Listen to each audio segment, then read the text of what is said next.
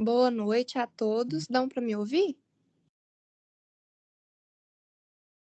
Sim. Perfeito aqui, Eduardo.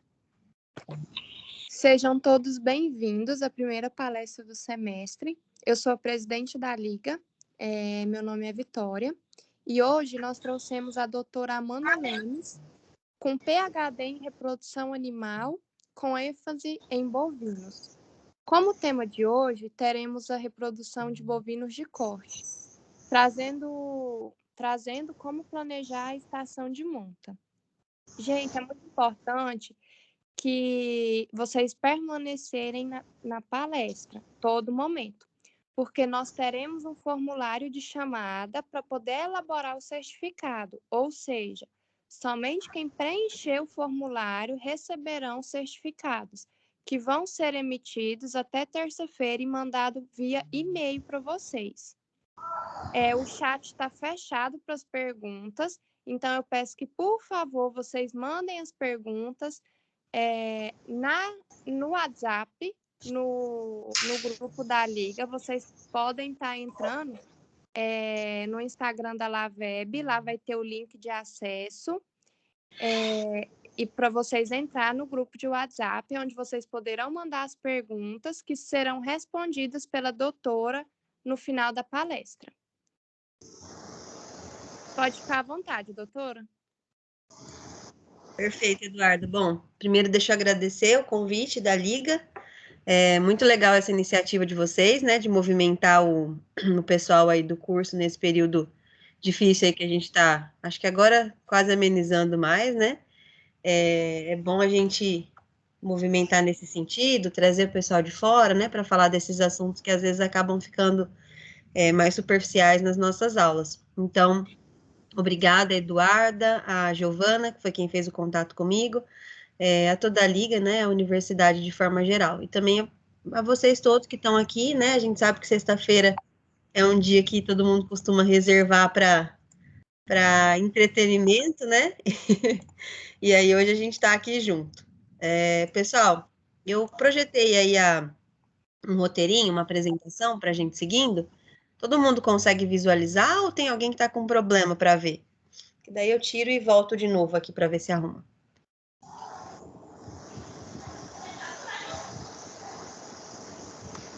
Acho que está todo mundo vendo, né? Vocês podem ficar bem à vontade para participar, para parar, né? A Eduarda falou da questão das perguntas.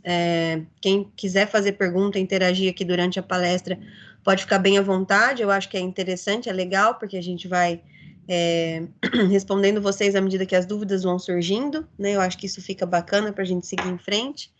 Tem acho que 2 pessoas aqui querendo entrar, vocês vão administrando isso, né, Eduarda? Pessoal que pede para participar. Sim, a gente vai autorizando Beleza. todos aqui. Então, vamos lá, vamos começar. Como a Eduarda falou com vocês, né, eu sou médica veterinária, me formei lá em 2009, já tem alguns anos aí, e sempre trabalhei, na verdade, desde o meu 2º ano, com bovinocultura, mais especificamente bovinocultura de corte. Já trabalhei também com bovino de leite, mas eu confesso que o meu gosto maior era pela pecuária de corte, desde sempre, né? Então, a gente acaba que vai se especializando mais naquilo que brilha mais os olhos. Então, foi isso que aconteceu comigo. Atualmente, eu sou professora aqui na Universidade Brasil, em Fernandópolis, no estado de São Paulo. Eu não sei se alguns de vocês conhecem, eu sei que tem alguns dos meus alunos que estão aqui na palestra, e sejam também bem-vindos, né? E hoje, quando a Giovana fez o convite, eu resolvi separar para vocês um tema, que é um tema bem recorrente, bem atual, né? Atual que eu digo porque é do momento, né? Que é planejamento de estação de monta dentro de manejo reprodutivo de pecuária de corte.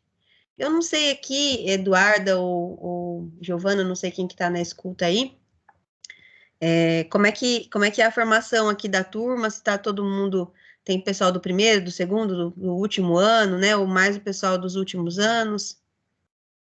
Tem de vários períodos, inclusive vários estados. Ah, legal, muito bom. Então, eu vou falar de uma forma bem didática com vocês, até para buscar elucidar alguns conceitos que talvez alguns não tenham visto ainda, e é natural, né, durante o curso.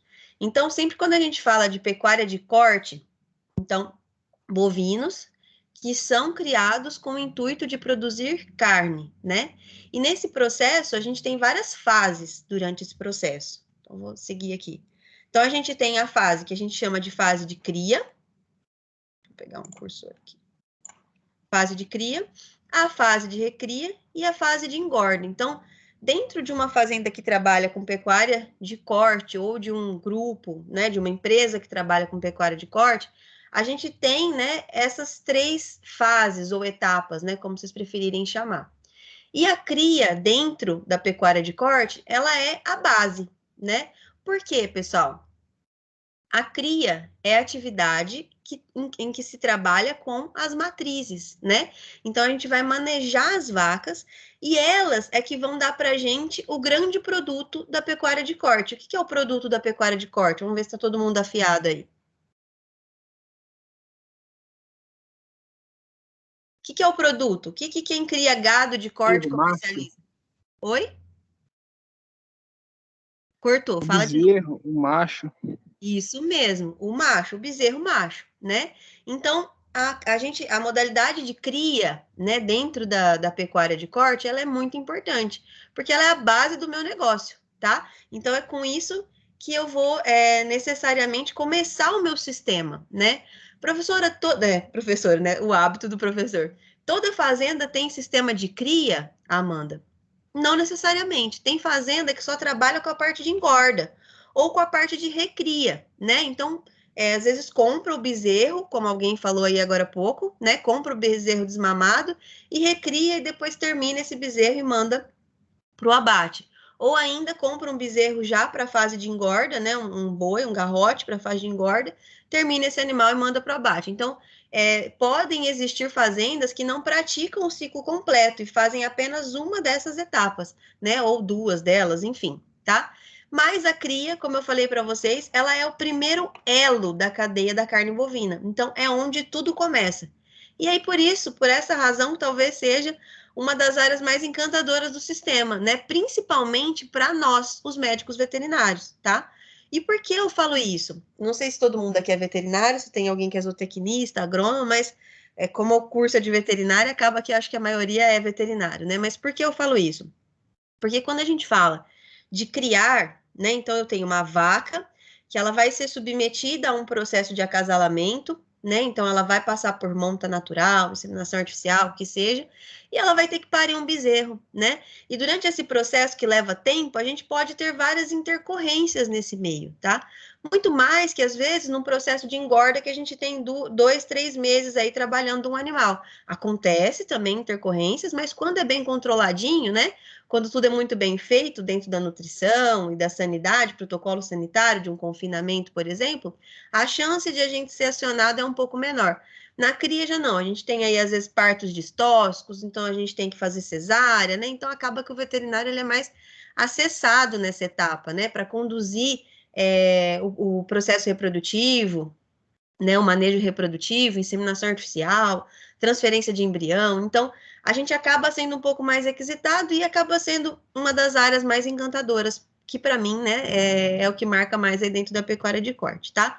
E aí, o que é importante a gente falar, antes da gente falar de gerenciamento, de planejamento, a gente precisa entender o porquê é importante a gente entender o processo e fazer ele da maneira mais correta possível, tá? Então, aqui só para vocês entenderem, isso daqui é um gráfico do CPE de fevereiro do ano passado, que mostra para a gente a evolução do preço, né, do valor da arroba do boi gordo e do bezerro, do preço do bezerro. E o que vocês conseguem notar nesse gráfico? Quem consegue ler ele para mim e falar o que aconteceu de 1997 até 2019?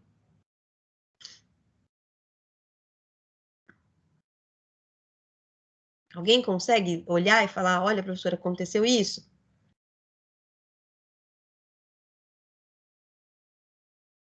De forma geral, né? Ignorando aqui esses momentos que a gente tem essa instabilidade, essa queda com ascensão novamente, de uma forma geral, o que a gente vê? Uma linha aqui, ó, de crescimento, né? Então, o que aconteceu com o valor do bezerro E o valor do boi gordo, produto final da pecuária de corte, pessoal, aumentou. E por que vocês acham que isso aconteceu de lá para cá? Ninguém aí tem uma razão? Chuta, pode chutar, vocês podem errar comigo. Oi? Eu acho que é demanda. A demanda aumentou, o preço aumentou junto. Então, muito bem. Uma das primeiras causas, quem foi que respondeu? Meu nome é Luan, sou aluno da Unifimes aqui em Goiás, Mineiros. Legal, Luan. Obrigada, viu? É isso mesmo, todo mundo pode participar.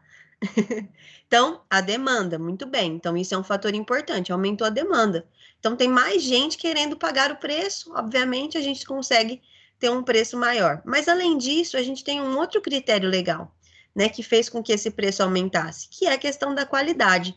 Então, melhorou muito a qualidade desse bezerro e do boi gordo.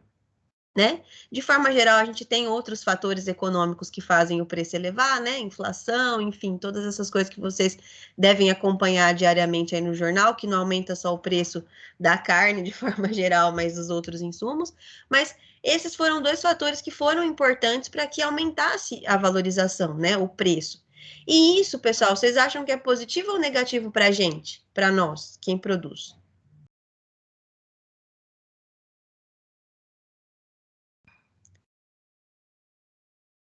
Positivo, né, pessoal? Então a gente consegue uma remuneração melhor, né, dentro do nosso processo produtivo, dentro da nossa indústria, dentro da nossa empresa. Então, para nós como técnicos, né, independente se vocês criam gado ou não, para nós isso é positivo, porque isso aumenta o valor do nosso trabalho, isso vai aumentar a quantidade de bônus, né? Vai aumentar o salário de vocês no campo quando vocês estiverem lá. Né? Então, aumentou o valor do insumo. Para eu produzir esse insumo, obviamente, eu tenho um custo. O custo atrelado à produção inclui o custo da mão de obra, que no caso, a mão de obra técnica são vocês. Então, isso é importante para nós, tá? Então, isso é a primeira coisa que a gente precisa entender. A gente hoje tem grandes oportunidades nesse mercado, né? Um mercado que está em ascensão. Eu tenho, acho que alguns dos meus alunos que estão nos assistindo aqui também, né? Que está aqui junto com a gente hoje, estão em algumas fazendas fazendo estágio supervisionado, que é o estágio obrigatório, e têm acompanhado, né, esse processo. É algo que existe demanda de mão de obra, existe demanda para nós, e é importante a gente entender o sistema para a gente poder entender o quanto a gente precisa estar apto, né, para trabalhar. Então, aqui, ó, o que eu quis mostrar para vocês, né, em torno de 16% de todas as matrizes, então aqui é a distribuição de matrizes que a gente tem no nosso Brasil, tá? Distribuição de vacas que a gente tem ao longo do Brasil, né? Então, ali, ó, nesses pontos verdes mais escuros é onde a gente tem a maior parte das vacas, né, que são trabalhadas aí, do gado de cria que a gente trabalha dentro da pecuária de corte. E cerca de 16% desses animais, pessoal, são inseminados, tá? Então, isso que mostra pra gente, né, o quanto que a tecnologia ela vem avançando dentro do sistema, né? Então a gente sabe que a inseminação artificial é uma ferramenta muito importante para a reprodução, né? E ela vem avançando aí cada vez mais no cenário nacional, né? Para que a gente consiga avançar em genética, né? Isso é algo que a gente vai discutindo aqui ao longo da nossa palestra, tá? Então, só para a gente entender, novamente, fixar. A atividade de cria, ela precisa que duas coisas aconteçam impreterivelmente. Ela depende de dois números importantes. Então, o número de bezerros nascidos, a quantidade de bezerro que nasce. Então, de 100 matrizes que eu tenho, nasceram 80 bezerros no final. Beleza.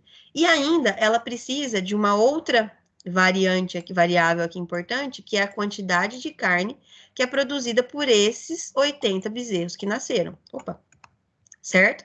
Então, não adianta só nascer o bezerro. Eu preciso ter um bezerro de qualidade, certo? Um bezerro que nasça pesado, que desmame pesado, e um bezerro que tenha um ciclo curto aí para engorda, para terminação, que custe menos para a gente e que produza mais, certo? Esse que é o nosso grande objetivo, tá? E para que isso aconteça, a gente vai entender agora, à medida que a gente avança aqui, é um desafio muito grande, né? Então, nós vamos relembrar alguns conceitos de fisiologia aqui. É um desafio grande a gente conseguir que dentro de um período pré-determinado, né, que é o período mínimo para que a gente produza um bezerro e tenha lucro dentro da propriedade, isso aconteça, e um desafio maior ainda para que esse bezerro tenha peso, né, tenha qualidade, seja rentável dentro do meu sistema. Então, eu preciso de um plano, como para tudo na vida. Tudo que a gente quiser fazer bem feito, a gente tem que fazer planejado, né? A gente tem que seguir um planejamento. E esse momento que a gente está agora, né, que é metadinha do ano, aí, agosto, setembro, é um momento, na verdade, muitas fazendas já estão terminando esse processo, né, mas é o momento em que isso está acontecendo nas fazendas, né. Então, eu até falo bastante isso para o pessoal que faz estágio, né, mesmo que não seja obrigatório. Às vezes a pessoa não quer ir para a fazenda, o aluno não quer ir para a fazenda no meio do ano, porque fala, não vai ter serviço, né, não tem nada para fazer, né, quer trabalhar com isso, aí pensa que, nossa, eu preciso palpar a vaca, eu preciso inseminar. Mas esse período é um período que tem muito trabalho, e principalmente o trabalho mental, que é o trabalho de programação, o trabalho de planejamento, tá? Então, é isso, sobre isso exatamente que a gente vai falar um pouco hoje. Bom, dentro da pecuária de corte, a gente tem um período, que é um período pré-determinado para que as vacas sejam servidas, né? Cobertas, enfim, inseminadas, para que elas sejam servidas, tá? Para que esses animais entrem em reprodução dentro do ano. E esse período a gente chama de estação de monta. Não sei se está todo mundo conseguindo visualizar aqui. Estação de monta. Alguém já tinha ouvido falar desse termo? Não.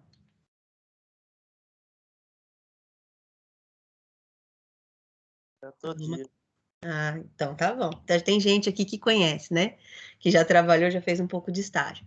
A estação de monta, pessoal, parece um negócio simples, né? Quando a gente chega na fazenda, fala até por experiência própria, né? Quando eu era ainda aluna que saía para estágio, chegava na fazenda, tá em época de estação de monta. Você pensa assim, é uma, né? É uma ferramenta, mas a gente não entende exatamente a razão pela qual ela foi instituída e por que é tão importante a gente trabalhar nesse sentido, né? Então, de forma geral, o que a gente aprende na escola é aquele arroz com feijão, né? Todo mundo fala para a gente que a estação de monta é importante porque ela padroniza a produção. O que significa padronizar a produção? Eu vou concentrar a minha produção de bezerros, né? Se eu estou planejando um momento específico dentro do ano, né? Um bloco de meses ali para que os animais sejam servidos, obviamente eu vou ter um bloco de meses em que eu vou ter uma estação de nascimento, né? Então, quer dizer, eu vou produzir bezerros no mesmo padrão, com uma diferença mínima de idade. Então, isso significa padronizar a produção. A gente vai ver fotos ali na frente. O que mais? Ajuda a gente a identificar melhores e piores animais, porque eu estou avaliando grupos que nasceram num período curto de diferença, né? Então, o que acontece? Se eu estou manejando um lotezinho lá de bezerros nascidos no mês de setembro, e eu vejo que tem um bezerro que está destoando muito no peso dos demais, então eu consigo identificar que aquele animal é um problema, ou ele tem algum problema, tá? E aí eu vou investigar, né? Filho de quem, por que aconteceu isso, teve problema na gestação, quem é a mãe, quem é o pai. Então a gente consegue identificar aquilo que não está tão legal na propriedade. Isso ajuda muito para a gente preparar, né? Na verdade, fazer com que o rebanho evolua e melhorar a genética dos animais que a gente está trabalhando ali. Isso ajuda a facilitar descarte, né? Por essa mesma razão. Então, por exemplo, né, a gente está trabalhando com um lote de 100 vacas, por exemplo, e a mesma oportunidade essa, de cobertura, enfim, essas vacas vão receber. E aí, no final da minha estação de monta, por exemplo, vão ter 2, 3, sei lá, 5 vacas daquele lote, que mesmo depois de todas as oportunidades que a gente colocou para que elas concebessem, né, para que elas emprenhassem, elas não emprenharam. Então, o que eu entendo? Uma vaca que está dentro da minha fazenda, recebe o mesmo tratamento que as demais, e ela não emprenha, ela não me dá um bezerro, ela serve para mim? Qual é o objetivo da minha propriedade? Produzir o bezerro. Se ela não emprenha, então, o que eu faço com ela? Descarte. Certo? Então, isso facilita muito para a gente, né? Quando a gente não tem uma estação de monta pré-definida e tudo acontece de uma maneira solta, né? Vamos dizer assim, dentro da fazenda, às vezes a gente tem dificuldade de saber, será que aquela vaca não emprenhou por quê? Será que o touro não cobriu? Será que, enfim, você começa a pensar em várias situações, mas quando a gente trabalha junto e todo mundo recebe a mesma oportunidade, aí você consegue isolar o efeito e ver que não, de fato, o problema é a vaca, né? E assim serve para outros animais também dentro do sistema, tá? O touro, o bezerro, enfim. Manejo de rebanho mais eficiente. E por quê, pessoal? Por que eu consigo melhorar o manejo do rebanho da minha fazenda de forma geral? Facilito, porque automaticamente se eu trabalho com uma estação de monta, eu vou separando por lotes de parição as minhas matrizes. Consequentemente, né, facilita o processo de arraçoamento, mineralização, porque vão ser animais que têm um padrão muito parecido, então vão se alimentar da mesma forma, né? Facilita a vacinação e vermifugação, idades muito semelhantes, né? Mês de parto muito semelhante, bezerro com idade igual. Comercialização, por quê? Em função dessa questão da padronização dos animais, né? Então, às vezes, a gente consegue atingir melhor o nosso mercado consumidor, né? Às vezes o mercado consumidor, ele pede um lote de bezerro que tenha, na média, 260 quilos, 50 quilos na desmama, vamos colocar, né? E aí a gente consegue oferecer isso, porque a gente trabalha com animais que foram cobertos na mesma época, pariram na mesma época, receberam material genético de touros, né, que a gente previamente selecionou, e, consequentemente, a gente melhora o nosso poder de comercialização, melhora a nossa precificação, inclusive. Facilita a identificação ou rastreabilidade. E, além de ser um sistema que favorece a gente programar a utilização da nossa mão de obra. Eu falo isso muito nas minhas aulas. Então, por exemplo, tem uma época do ano na fazenda, que é a época da estação de monta, que a gente demanda um pouco mais de pessoas, né? Então, às vezes, eu preciso contratar uma mão de obra volante, né? Uma empresa volante que vai me oferecer inseminador, né? Algumas pessoas a mais ali que eu vou pagar com diária para trabalharem para mim naquele período. E quando termina esse período, esse funcionário ele não é fixo meu. Então, eu tenho lá os funcionários fixos da fazenda que eu vou distribuir para outras atividades, né? Então, para as demais atividades fora do período da estação de monta. Então, a gente consegue trabalhar com um número reduzido de funcionário fixo e com essa possibilidade de, especificamente para o período em que eu tenho uma maior demanda, alocar os meus funcionários a mais, né, para servir para esse trabalho. Então, eu economizo, eu não preciso ter todos aqueles funcionários o ano todo, né? Eu consigo programar para quando eu vou precisar de mais gente. E isso também, de alguma forma, auxilia na programação dos funcionários, né? Das pessoas que trabalham lá. Então, a pessoa já sabe que no mês tal, o trabalho é tal. E assim sucessivamente. Então, eles estão preparados, já estão esperando o que vai acontecer, né? Então, a gente prepara nessa época mesmo. Em muitas fazendas, o que está acontecendo agora? Treinamento de reciclagem para inseminação artificial. Então, as empresas vêm, oferecem cursos para preparar o pessoal para o início da estação de monta, né? Então, tudo é muito mais programado dentro das propriedades. Por isso, é importante a estação de monta, tá? E aí, o levantamento estatístico do rebanho, conhecimento da eficiência reprodutiva do plantel, né? Quando a gente trabalha dessa maneira, como eu falei para vocês, com lotezinhos contemporâneos, nascidos, inseminados na mesma época, enfim, a gente consegue analisar melhor os nossos dados, tá? Recentemente não, anteontem, acho que foi anteontem, ontem, faleceu um dos maiores nomes que a gente teve dentro do agronegócio no Brasil, o Dr. Fernando Penteado Cardoso. O Dr. Fernando era engenheiro agrônomo formado pela Exalc, que acho que ele tinha 106 anos. Acho que era o mais antigo que ainda tinha vivo, de lá da Exalc. E ele falava que aqui no Brasil a gente acha muito, né? Pouco a gente mede, pouco a gente estuda, né? Não era bem exatamente essa frase, mas é mais ou menos nesse sentido. Algo que a gente faz muito pouco é analisar os dados que a gente tem, é olhar para eles e entender, olha, eu tive taxa de prenhez de 50% nessa propriedade. Por que eu não tive 60%? Vamos separar essa taxa de prenhez por inseminador? Vamos separar essa taxa de prenhez por touro? Vamos ver se teve um touro aqui que emprenhou muito menos do que os outros? Vamos ver se teve um inseminador que zerou?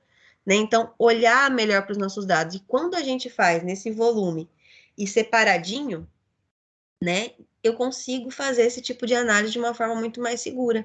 Quando a gente deixa correr solto, como eu falei lá atrás para vocês, fica até difícil a gente falar. Então, tem propriedade que a gente chega, e não é incomum, né, que a gente pergunta, qual que é a taxa de prenhez? Às vezes a pessoa não sabe responder, às vezes ela chuta um número mágico lá. Ah, deu 52%. Ah, 87% de taxa de prenhez final aqui, nessa fazenda. Mas aí você pede um registro para você tentar entender por que não deu 90, ou por que não deu 95, ou para conferir se deu 87, e ninguém tem. Então, na verdade, aquilo é um número ilusório, né? A pessoa foi fazendo de cabeça e não é isso correto.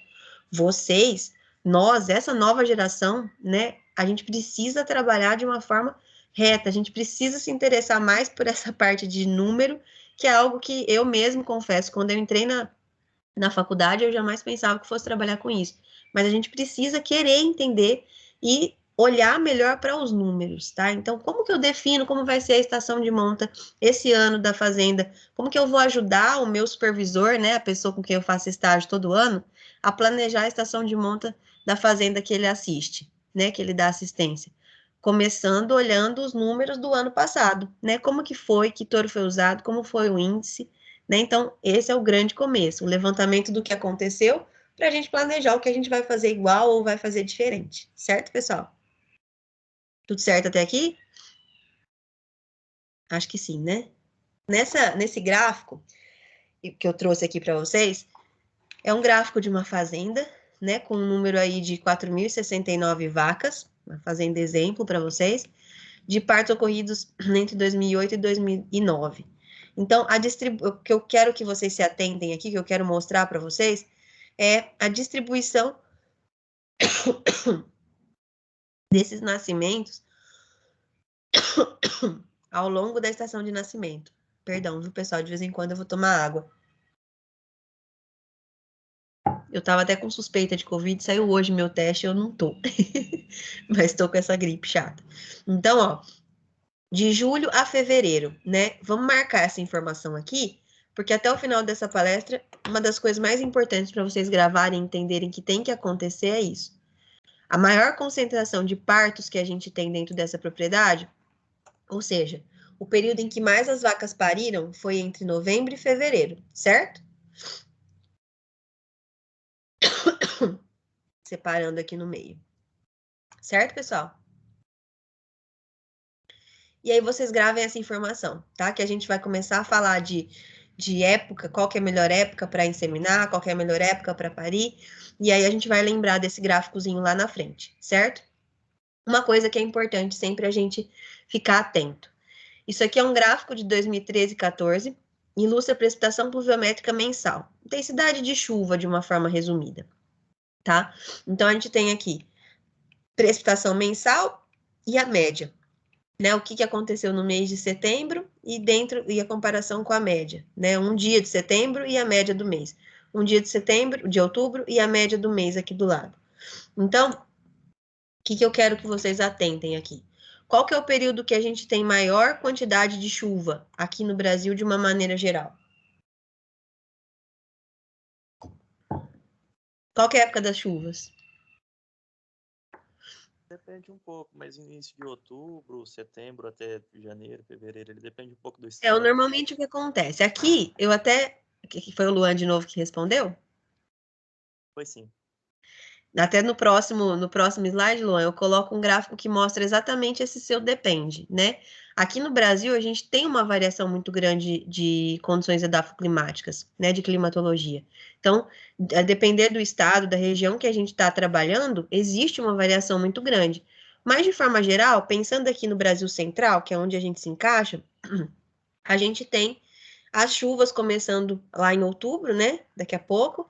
Novembro, dezembro, intensifica em janeiro e começa a cair em fevereiro. É o que normalmente a gente vê, tá? E aí, uma coisa que é importante lembrar: o que depende da chuva para existir, né? Para crescer? E que é fundamental dentro do meu sistema de pecuária e de cria? Pastagem. Quem respondeu? Thiago.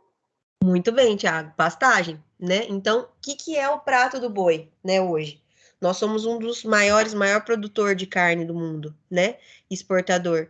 E um dos fatores que faz com que a gente consiga chegar nesses números, né, que a gente tem hoje, é que a gente tem grandes áreas aí de pastagem, né? Fora que a gente aprendeu a intensificar essas áreas de pastagem e também aprendeu a usar essas técnicas mais intensificadas de terminação.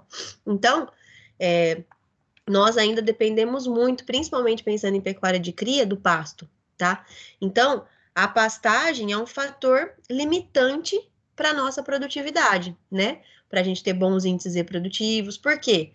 Se a vaca não tem comida, ela emprenha? Não. Não emprenha, tá? Então, por isso é importante a gente ter esse gráficozinho aqui também sempre em mente. Quem quiser trabalhar com bovino, equino de forma geral, né? A gente precisa ter sempre esse gráfico em mente para saber que a gente vai ter que sempre ter uma carta na manga, um planejamento nutricional também, né? Para pensar em não deixar os animais perderem peso ou sofrer, né, com baixa de score, enfim, e se tornar ineficiente por isso. Então, aqui, ó, de uma forma bem geral, eu coloquei para vocês esse gráfico que apresenta as unidades climáticas para a gente dentro do Brasil, né? E aí a gente tem lá, ó, 5 climas zonais ou genéticos: equatorial, tropical, tropical, tropical, Brasil central e temperado. E de acordo com essas regiões, nessas unidades climáticas, a gente tem aqui uma variação tanto no índice pluviométrico, quanto na distribuição das chuvas ao longo do ano, tá? Então, como eu falei para vocês, isso é o que acontece muito na nossa região de Brasil Central. Se a gente for para o Acre, por exemplo, quem aqui conhece o Acre? Conhece alguém que é de lá, já trabalhou? Alguém? Não, né? Mas lá a gente tem uma condição climática diversa, e isso faz com que o planejamento da estação de monta lá seja um pouco diferente do planejamento da estação de monta para nós aqui, tá? A gente vai falando disso também ao longo da nossa palestra. Então, aqui, ó, para vocês entenderem uma outra coisa, né, que também foi acontecendo ao longo dos anos, né, aliás, que acontece ao longo dos meses, né, aqui. Então, tem taxa de lotação de 3 anos, né, 2001, 2002, 2003, é unidade animal por hectare. E aí, aqui, o que a gente observa? Que toda vez que eu chego nesse período mais seco do ano, a caneta aqui, ó, aqui embaixo, ó, nossa, a caneta tá meio doida hoje. O que acontece com a nossa taxa de lotação? O que é a taxa de lotação? Quantidade de animal, né, ou unidade animal, que eu consigo colocar dentro de 1 hectare dentro da minha propriedade, dentro da minha área de pastagem. No caso aqui da fazenda. Se não tem chuva, não tem pasto, então cai a minha taxa de lotação. Eu não consigo atender tantos animais numa mesma área, em 1 hectare, certo? Que cai lá, né, nos meses mais frios do ano ou na época seca do ano que a gente chama, certo? Bom, e aí o que a gente vê também, né, que é outra coisa que corre paralela, a curva de crescimento dos animais que estão em pastejo, com e sem suplementação mineral no período crítico do ano, tem diferença? Muita diferença, né, pessoal? Então, aqui, ó, aqui, nessa linhazinha verde, deixa eu pegar um, aqui.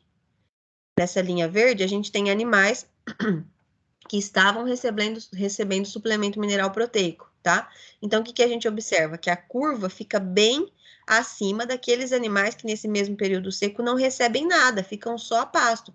Por quê? Porque aqui eu mostrei para vocês a correção de taxa de lotação, né, ao longo do ano, quando a gente não tem chuva. Só que o que acontece na prática? Na prática, quando o tempo seca, o cara vai e vende todo o gado? É isso que acontece? O que ele tinha na pastagem, na fazenda? Não, né? Se ele tem possibilidade... Ele dá uma diminuída. Às vezes sim, mas às vezes ele não consegue preço e aí ele não vai vender por nada, né? Ou ele arruma uma área mais para arrendar, ou ele pensa numa estratégia nutricional, dá um sal proteinado, poucos fazem isso, né? Ou quem não dá nada, dá um sal branco, mas ele tenta uma outra estratégia, né? Porque ele não tem como tirar o gado. Porque o que normalmente a gente faz? A gente vende o gado quando a gente tem preço. Se a gente não tem pasto, a gente não consegue engordar o gado. Como é que tá o preço?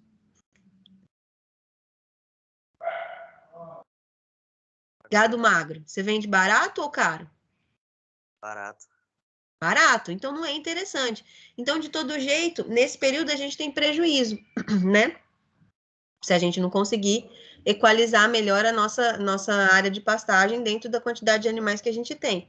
Se a gente não quiser ter prejuízo, a gente precisa fazer uma programação estratégica nutricional para essa época, né?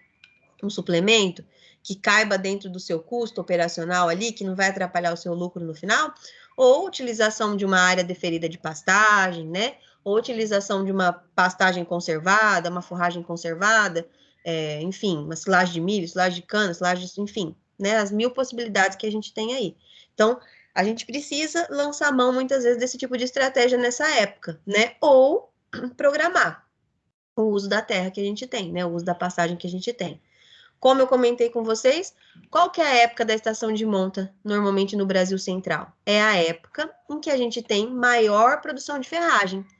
Bom, de forragem. Bom, Se eu tenho um animal ali, que eu preciso que ele emprenhe, né? Eu tenho uma vaca que eu quero que ela fique prenha, a maior preocupação que a gente tem é que ela precisa ter peso, certo? Existe uma historinha que vocês aprendem lá em fisiologia, no comecinho, acho que todo mundo aqui deve se lembrar. Se não lembra, a gente revisa, né? Recordar é viver. Que para o animal se manter em pé, né? Ele precisa de alimento, né? E, obviamente, com esse alimento, o que ele faz? Ele cresce, né? E depois ele reproduz. Para ele se reproduzir, essa caneta tá doida hoje. Para ele se reproduzir, ele precisa ter atingido seu pico de crescimento, né? Ele precisa estar com um bom score de condição corporal, né? Um bom ECC, que é o que a gente escuta, né, nas palestras por aí. Então, ele precisa ter um bom score de condição corporal. Então, qual que seria o melhor momento para a gente fazer essa estação de monta? Na época em que eu tenho maior produção de forragem, que normalmente é entre novembro e fevereiro, certo? E a melhor época de parição para a gente, então, seria lá no período seco, agosto a outubro. Alguém tem alguma pergunta sobre isso? Eu posso seguir? Lá na frente eu que vou perguntar, se vocês não tiverem pergunta. Então, aqui, um exemplo para vocês do que seria um calendário zootécnico com uma estação de monta. Uma estratégia de calendário. Como que eu vou organizar a minha fazenda, as atividades que eu tenho lá? Tenho uma fazenda com atividade de cria, então eu tenho um período que eu preciso fazer exame andrológico dos touros que eu uso para repasse, né, nas vacas. Tem o período que vai ser o período da estação de monta propriamente dita, em que eu vou colocar essas vacas para serem inseminadas, vou colocar essas vacas para monta natural, né? A época de diagnóstico de gestação, o período em que eu vou definir aqueles animais que vão ser descartados, que é o período que eu vou vender, né? O período dos nascimentos e o período da desmama. Então, a divisão que a gente faz ao longo do ano, né, é mais ou menos essa daqui que vocês estão vendo, né? Então, ó, normalmente no mês de agosto, quem aqui faz estágio e tá rodando fazenda essa época? Tem muita gente? Pode responder aí um eu, só para eu saber. Que quem passou por alguma fazenda de cria, né, que ainda trabalha com monta natural, que ainda tem touro para reprodução, agora em agosto fez exame andrológico, né? Tem alguns lugares que ainda estão fazendo, tá? Então, tem algumas fazendas aí na região de Goiás, lá na região de Vale do Araguaia ali, o pessoal está fazendo exame andrológico. Estação de monta, outubro, novembro, dezembro, ou novembro, dezembro, janeiro, vai depender da região do calendário da fazenda, como estão os nascimentos. Diagnóstico de gestação, normalmente diagnóstico final, né, lá em fevereiro, tá? Depois descarte, como que a gente faz isso? Abril e maio. E os nascimentos, julho, agosto, setembro, outubro, estação de nascimento. Então, vocês vejam que a gente consegue concentrar aqui, de acordo com o mês, toda a mão de obra da minha fazenda, de acordo com a atividade que a gente tem planejada para cada mês. Todo mundo viu como que fica legal e organizado dessa maneira, pessoal? Todo mundo conseguiu enxergar aqui a importância da estação nesse sentido? No sentido de organizar, de ajudar a otimizar o trabalho? Sim? Então parece que meio caladinho hoje. Então aqui, ó, lembra que eu falei... lembra que eu falei para vocês que a gente ia ver foto de padronização da produção? Quando eu falo de lote padrão, é disso aqui que eu tô falando, tá? Então todo mundo consegue enxergar essa bezerradinha aí, né? Isso aqui é dia de toque final, pessoal. Isso aqui não é desmama ainda, tá? Isso é toque final, né? Então eu tenho o bezerro aí entrando com as vacas para diagnóstico final da gestação, tá? Então, a vaca lá com mais ou menos 100 dias, né? 90, 120 dias de prenhez. Então, é esse tipo de bezerro que elas têm, né? Parece que são todos filhos da mesma mãe, mas não, né? Então, é disso que a gente fala de padronização da produção. Então, quando vem um comprador, é mais ou menos isso aqui que ele espera, tá? Ele espera encontrar esse tipo de rebanho aqui para ele comprar. Por quê?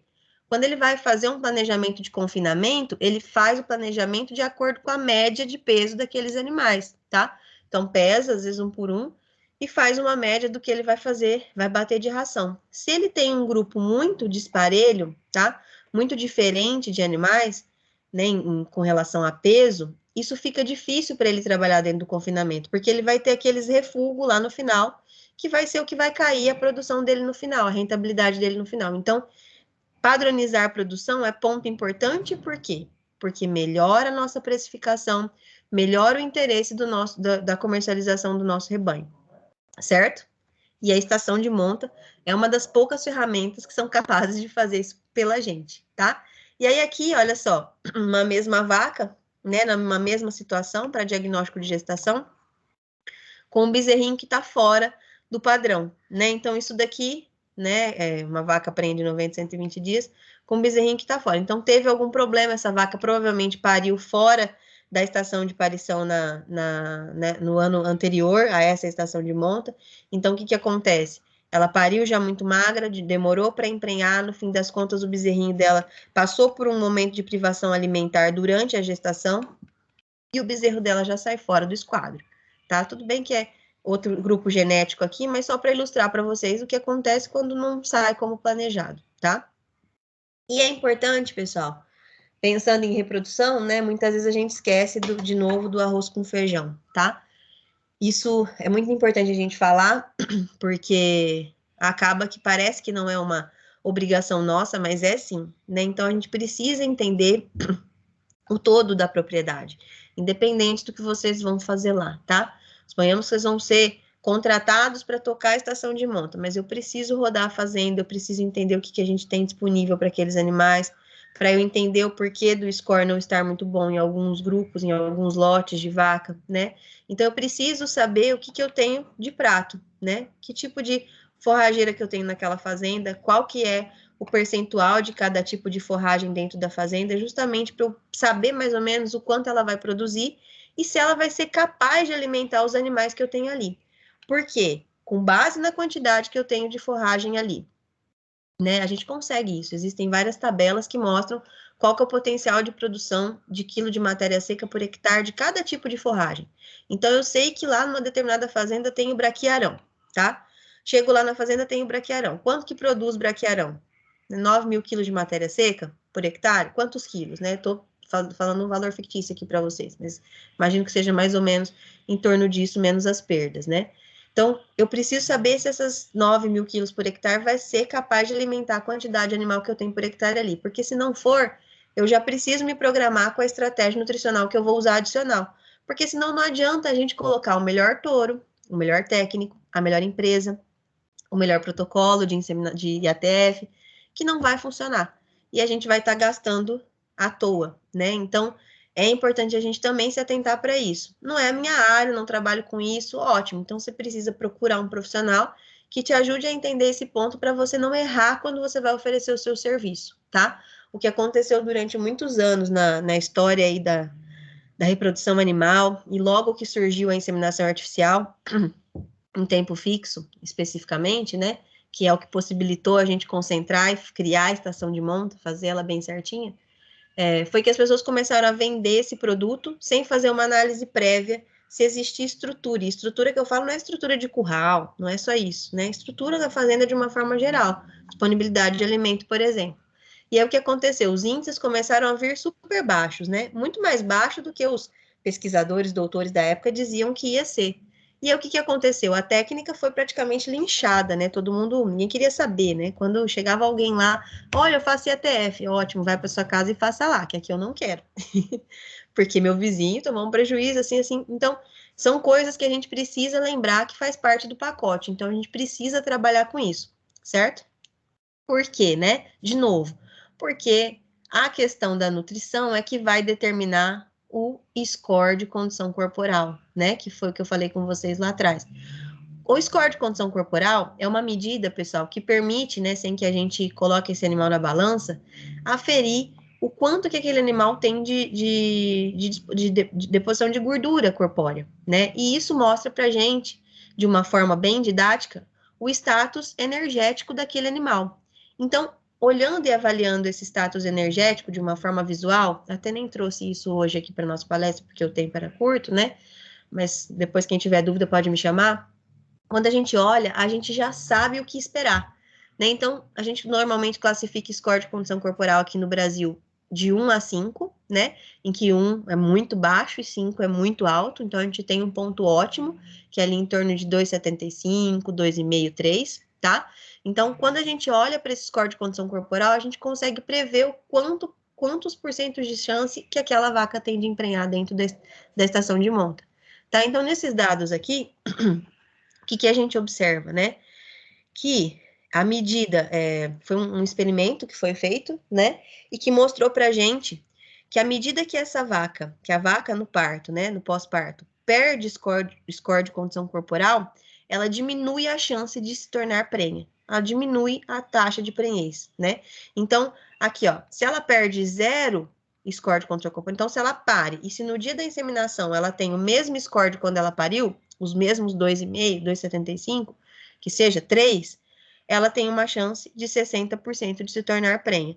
E se ela perde meio ponto, cai para 30%. E se ela perde 1 ponto, um pouquinho menos que 30, né? 1,5 ponto, quase 20% de chance apenas.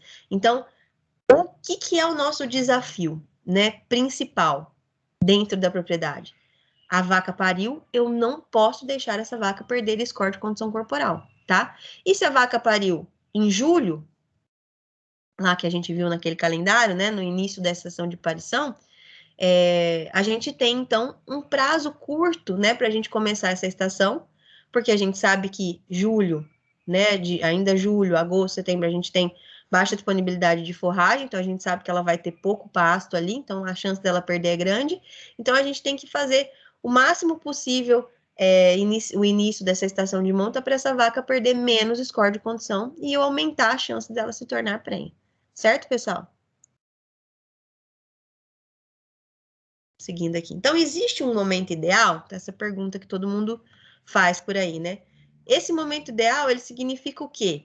Eu preciso pensar na vaca, se a vaca vai ter comida, ou eu preciso pensar no bezerro, se o bezerro vai ter comida. Porque se eu pensar na vaca, né? Se eu pensar que eu quero emprenhar, fazer minha vaca parir no período de chuva, o meu bezerro vai nascer na seca. E aí? O que é bom para a vaca parece não tão bom para o bezerro, né? Na verdade, pessoal, o que a gente, né, vem tentando fazer ao longo dos anos, né? E vem acertando, graças a Deus. Achar o que a gente chama de ponto ótimo, né? Um período que favoreça tanto um quanto o outro, tá?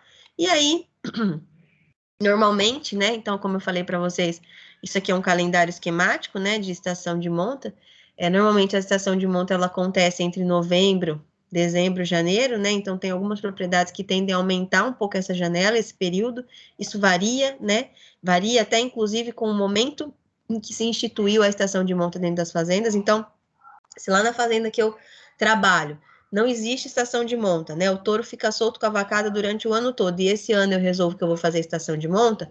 Obviamente que a minha estação de monta ela vai ser mais longa, porque eu vou ter vacas parindo mais esparçadas, né? E até que eu consiga inseminar todas, ou às vezes eu não vou conseguir inseminar todas, né? As que tiverem mais dificuldade, elas vão ficar para descarte. Mas eu vou demorar um pouco mais de tempo. A minha estação de nascimento vai ser subsequente e consequente, né? Quem emprenhou em novembro, quanto tempo de gestação a gente tem mais ou menos na vaca? Quem aqui já sabe? 9 a 9 meses e meio. Isso. Então, ali, mais ou menos nesse intervalo, a gente vai ter o início dos nascimentos em agosto, certo? Lá no período seco, tá? E o que a gente fala que nasce aqui no final da estação de nascimento é o que a gente chama de bezerro de fundo de maternidade, tá?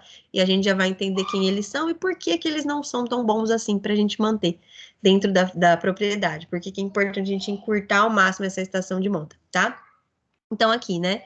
Manejo de maternidade. Uma coisa que é extremamente importante, que a estação de monta, ela ajuda muito a gente, né? Como a gente precisa preparar os grupos no máximo, né, que sejam o máximo contemporâneo possíveis, né? Então, por exemplo, tenho vaca que pariu no 1º de setembro e vaca que pariu em 30 de setembro. Então, eu vou pegar esses animais e vou formar um lote. E esses animais eu vou tratar todos iguais, tá? Vou começar um protocolo, né? 40 dias depois do último parto, 30 dias, vai ficar a critério, né, do gestor. E vou inseminar esses animais 1, 2 vezes e colocar em repasse com touro. Eu vou formando lotes dessa maneira, tá? E aí eu organizo, né? Eu organizo a minha propriedade, então coloco lá as vacas paridas, as recém-paridas, as prenhas e aquelas que não emprenharam, né? As vacas de descarte. E aí eu consigo, de uma forma muito mais efetiva, manejar essas minhas vacas aqui, que são, né, o ponto principal aí. Então, a vaca tá parindo, eu tenho meu produto ali, que eu preciso cuidar, porque ele que vai me devolver o investimento que eu fiz, né? E preciso cuidar da minha matriz para ela me dar um outro produto no próximo ano, tá? Então, eu consigo setorizar a propriedade, consigo separar equipes para lidar com esses indivíduos aqui. Talvez não separar, às vezes vai ser a mesma equipe, mas fica muito mais organizado, né? Não vai ter o risco de eu levar uma vaca recém-parida junto com uma vaca para diagnóstico de gestação, por exemplo, tá? Então, auxilia muito a gente nesse sentido também.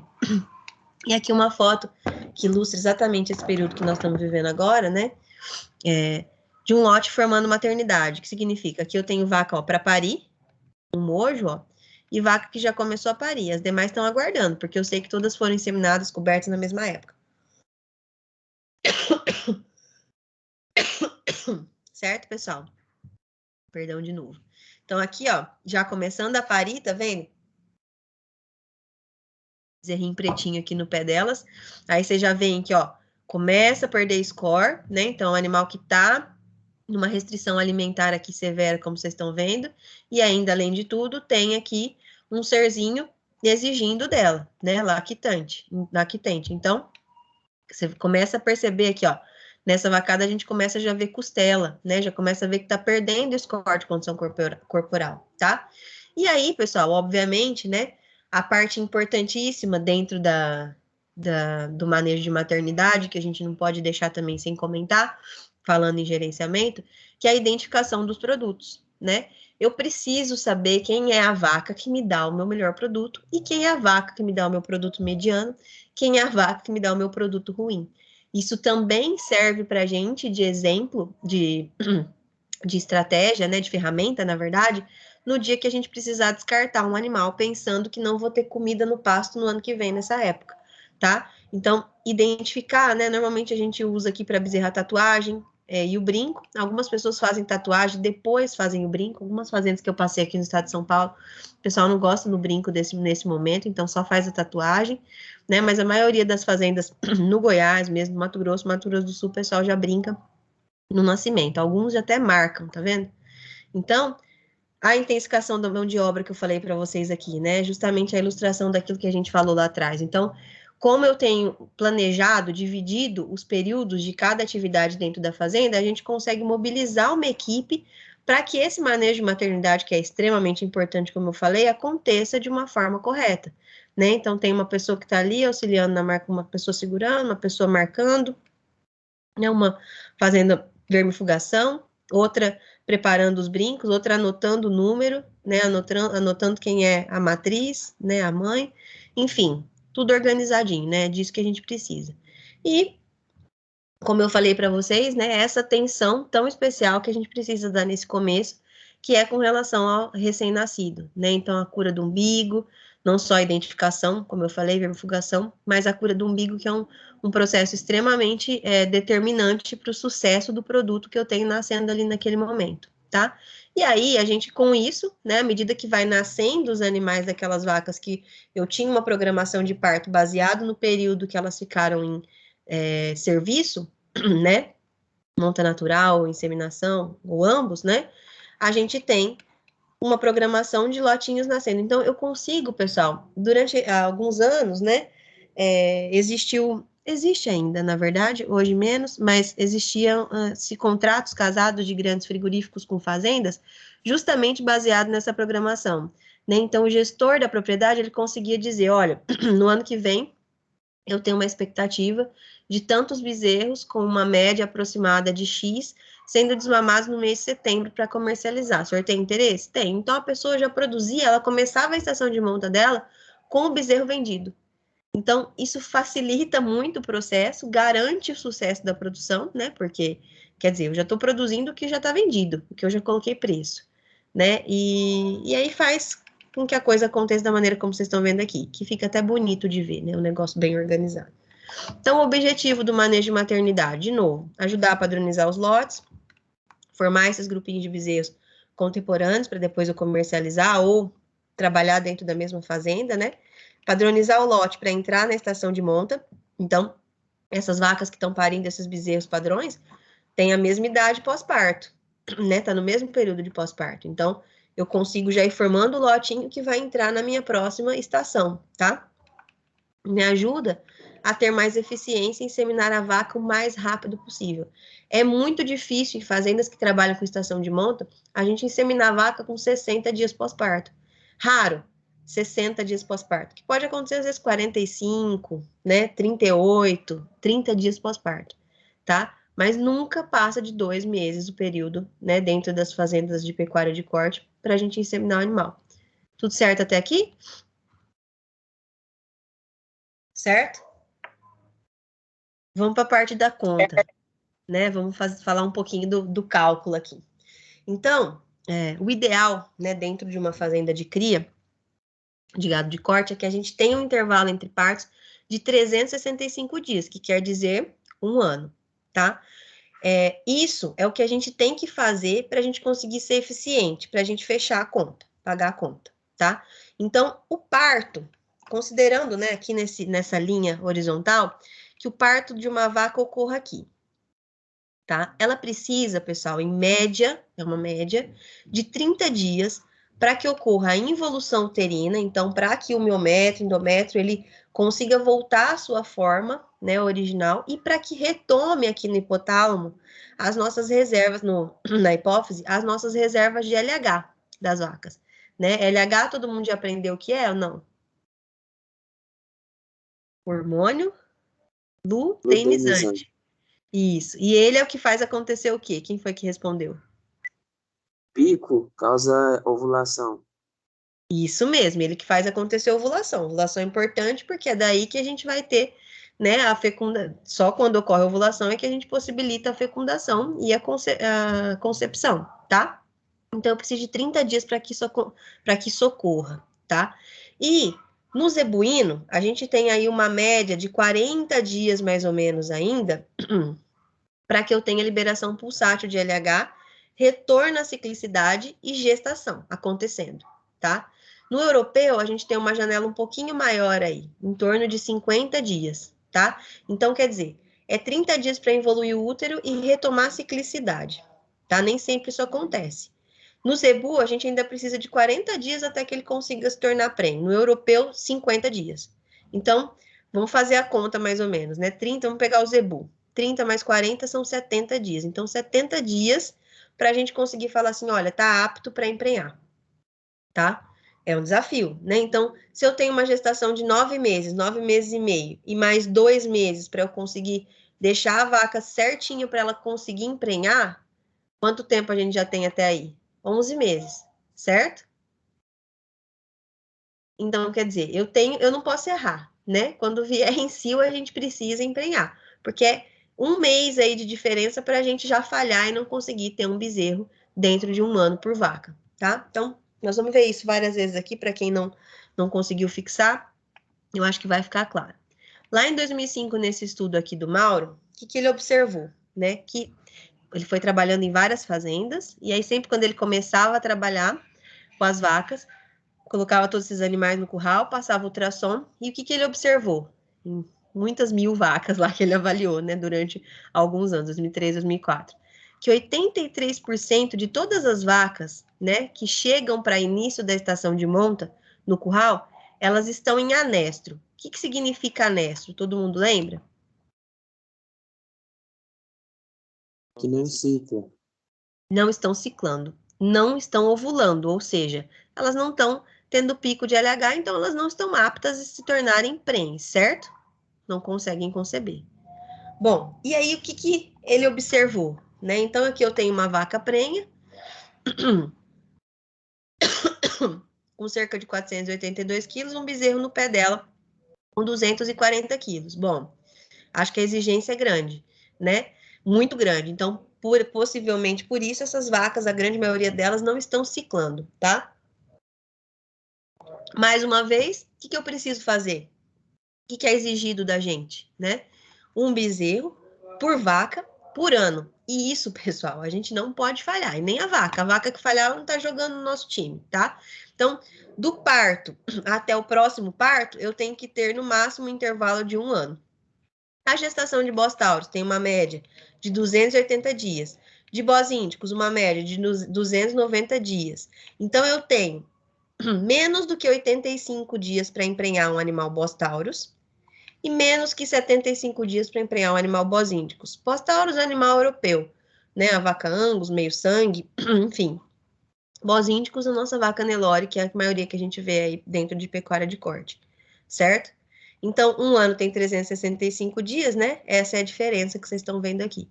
O que vocês acham? Quer serviço ou não? Muito, né? Quem lembra aqui, quem já aprendeu, quem não aprendeu, vai ficar esperto para aprender agora, quantos dias tem o ciclo estral de uma vaca? Ou seja, de quanto em quanto tempo que essa vaca vai ovular, entrar em cio e ovular? Sem nenhum tipo de intervenção, tá? 17 a 24 dias. Exatamente, na média, 21 dias, né? Então, a gente tem 21 dias. Aí, vocês imaginem, se eu perco um cio, né? Então, suponhamos que eu inseminei essa vaca e ela não emprenhou, né? Ou ela estava em anexo, ela não respondeu ao meu protocolo. Então, para ela, talvez, ciclar, eu tenho mais 21 dias para ela entrar em cio e ter a chance de ser coberta. Então, quer dizer, eu já perdi 40 dias aí nesse período, né? Então, 21 dias mais 21 dias. Então, por isso que, no fim das contas, né, essas estratégias que a gente utiliza de reprodução, que é o que nós vamos falar agora um pouquinho, de inseminação artificial, por exemplo, elas nos auxiliam muito, né? Porque a gente consegue ganhar um pouco de tempo. Então, como eu falei para vocês lá atrás, nesses primeiros 30 dias pós-parto, né, a vaca está ainda repondo os estoques de LH, então dificilmente ela vai ovular. Tem regressão uterina também acontecendo, então se caso ela ovular nesse período, né, se for uma vaca muito boa, ela não consegue emprenhar porque o útero não está preparado para que o embrião se implante e comece a se desenvolver, tá? Então tem todo esse processo que precisa acontecer. Então aqui, na gestação de 280 do Bos-taurus, 290 de bosíndicos, a gente ainda tem 30 dias para regressão uterina delas, eu ainda tenho dias com a possibilidade de emprenhar menores ainda. Então, 55 dias para bos-taurus e 45 dias para bosíndicos. Então, a janela é ainda mais curta, tá, pessoal? Então, aqui, ó, só para vocês entenderem, além de tudo isso, né, além da gente estar apertado com tempo para trabalhar os animais e conseguir emprenhar, a gente tem um dado muito importante que começou a ser analisado lá em 75, né, no ano de 75, apontado, na verdade, marcado, né, alguém foi lá e analisou isso aqui para nós, em anos mais recentes, que mostra para a gente a influência da data de nascimento, né, então do momento em que o animal nasce, no peso a desmama que aquele animal vai ter, tá? Então, qual seria a melhor época para o animal nascer para ele ter um maior peso a desmama, né? Então, existe efeito dessa data de nascimento sobre o peso a desmama, tá? Por quê? Porque se o animal nasce mais cedo, ele vai acabar tendo um pouco mais de tempo, né, ali para conseguir ganhar um pouco mais de peso, né? Então, pensando na estação de monta, pensando em animais trabalhados todos juntos, tá? Então, isso é um fator também importante que a gente tem, que a estação de monta nos ajuda a corrigir, né? Não só a questão do prazo para emprenhar, mas também a questão da data de nascimento de bezerro. E aí, casando agora todas essas informações que a gente viu que a estação de monta, ela nos ajuda, né, a melhorar, vamos entender o que é esse melhorar, o que é, como é que a gente tem que olhar para uma taxa de prenhez, o que ela significa para a gente, e quando a gente pode considerar que é uma boa taxa ou não, tá? Não só olhando para o número, mas para o cenário de uma forma geral. Então, taxa de prenhez ao final de uma estação de monta. Ela foi, por exemplo, cheguei na fazenda e perguntei, qual que foi a taxa de final de prenhez aqui na sua fazenda? Ah, foi 80%. Ótimo, 80%. Uma boa taxa? Foi 80%, né? De 1.000 animais, 800 animais emprenharam, quer dizer, vão parir, são 800 bezerros. Acho que é uma boa taxa, tá? Mas o que significa esses 80%? É só um número? É só o número de bezerro no final?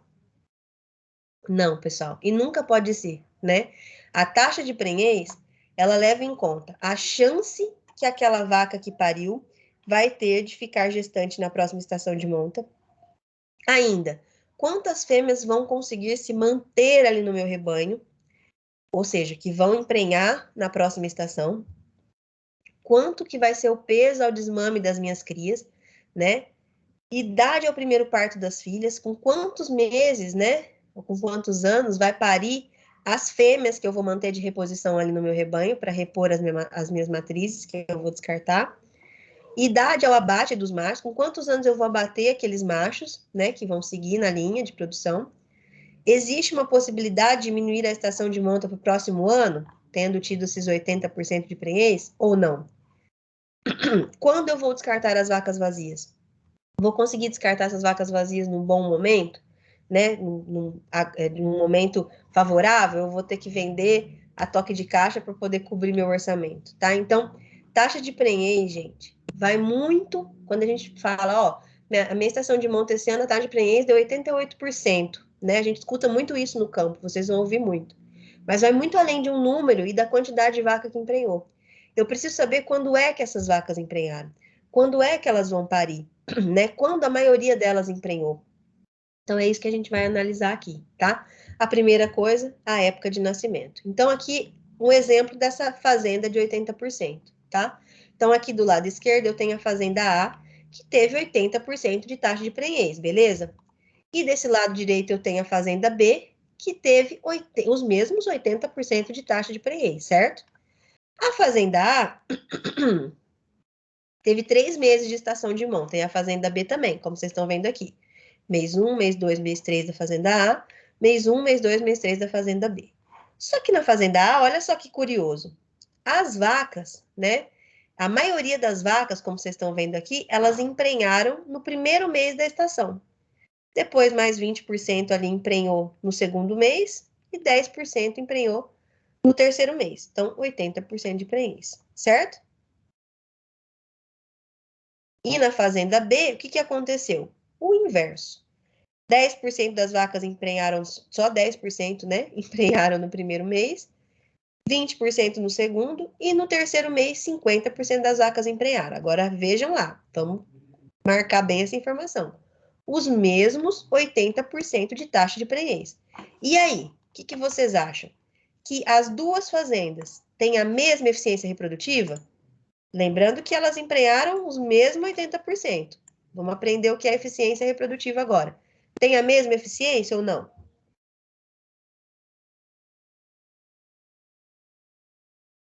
Pessoal?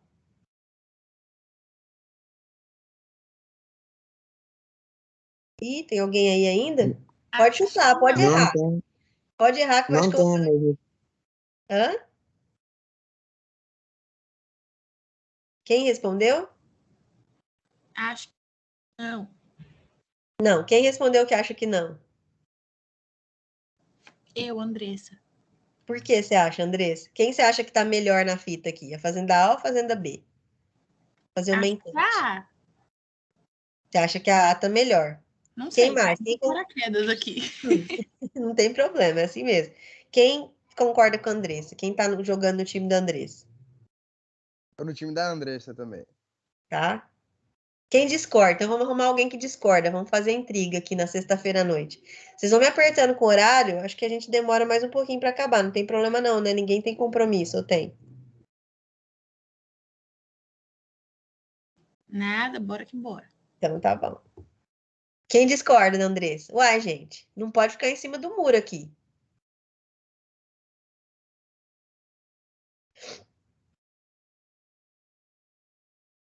Ninguém discorda? Todo mundo então concorda, né? Quem cala consente. Então vamos lá.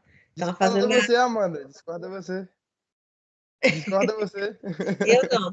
Eu não posso discordar agora, senão a gente vai dar a deixa, né? Não pode. Então, olha lá, a Fazenda A, então, tá? Todo mundo concordou aqui que a Fazenda A é a que tá melhor na fita. Embora ela tenha 80% igual a B, aparentemente, segundo a Andressa, ela tem uma melhor eficiência reprodutiva. E agora, Andressa, olhando para esse gráfico aqui, me responde, é a Fazenda A, você estava certo, ou é a Fazenda B? Aproveitar da Andressa aqui. Enquanto isso, eu tomo água para eu não tossir de novo. Pera, faz a pergunta de novo. Bom, eu tinha duas fazendas, Fazenda A e B. A Fazenda A, vou voltar lá para você, ó. Tinha 80% e a B 80% de taxa de prenhez no final da estação de monta. Só que a Fazenda A tinha uma maior quantidade de vacas emprenhando no início da estação, né, no primeiro ali mês, primeiro, segundo mês, e a Fazenda B emprenhou mais vacas no final da estação. E aí aqui eu peguei o gráfico um gráfico de peso ao desmame e aqui o mês de nascimento, né? Então, bezerro que nasceu no mês 10, no mês 11, no mês 12, em janeiro e fevereiro. Esses são bezerros de que fazenda? Fazenda A. Fazenda A. E aí, a fazenda A é realmente mais eficiente ou não? Quem respondeu? Não, agora É eu acho mais eficiente porque tem mais bezerros do cedo. Quem que respondeu? Gabriel. Gabriel não vale, né, Gabriel? O Gabriel acho que já me ouviu falando isso e deve estar ouvindo a turma falando lá. Então, pessoal, existem vários estudos, e não só estudos, né? Na prática a gente vê isso. Se vocês forem para uma fazenda, né, nos próximos dias, ou quando vocês forem, vocês peçam para ver o peso dos bezerros e analisem esses pesos ao longo dos meses dentro da estação de nascimento.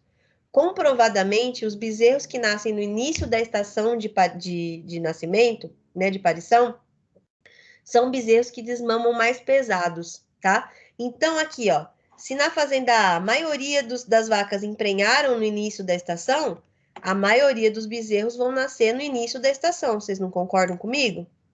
Que a maioria das vacas prenhas ficaram prenhas no início da estação de monta. Então, a maioria dos bezerros vão nascer no início da estação de nascimento, certo? certo. Então, a fazenda A, pessoal, ela vai ter muito mais bezerros mais pesados do que a fazenda B. Vocês concordam? E aí a gente volta no objetivo principal. O que é o objetivo da pecuária de corte? É produzir bezerro de qualidade por ano, não é? Sim. Se eu tenho mais bezerros nascendo no cedo na fazenda A, ou seja, esses bezerros são mais pesados comprovadamente, então eu tenho meu objetivo muito mais alcançado do que na fazenda B. E as duas têm a mesma taxa de prenhez. Então, vocês entendem que taxa de prenhez não é só a quantidade de vaca que emprenha dentro da fazenda, mas quando essas vacas estão emprenhando? Acho que sim, né? Professor, Sim. Oi. Esses bezerros que foram emprenhados da B, tem chance de atrasar o processo? Exatamente. E E é o que daí nós vai... vamos falar agora. Então, por exemplo, aqui, ó, isso daqui a gente tem nessa tabela, já vamos aproveitar ela que a gente discute nela, né? Então, a gente tem peso de macho e de fêmea. É comprovadamente científico, é sabido, né, que fêmea tem menor peso ao nascimento e desmama que macho. Natural, tá? Mas olha lá, ó, a gente tem fêmeas e machos nascendo no início da estação e no final da estação. Os machos a gente vai seguir na linha de produção, recria e terminação, certo? E a fêmea, o que a gente vai fazer com parte delas?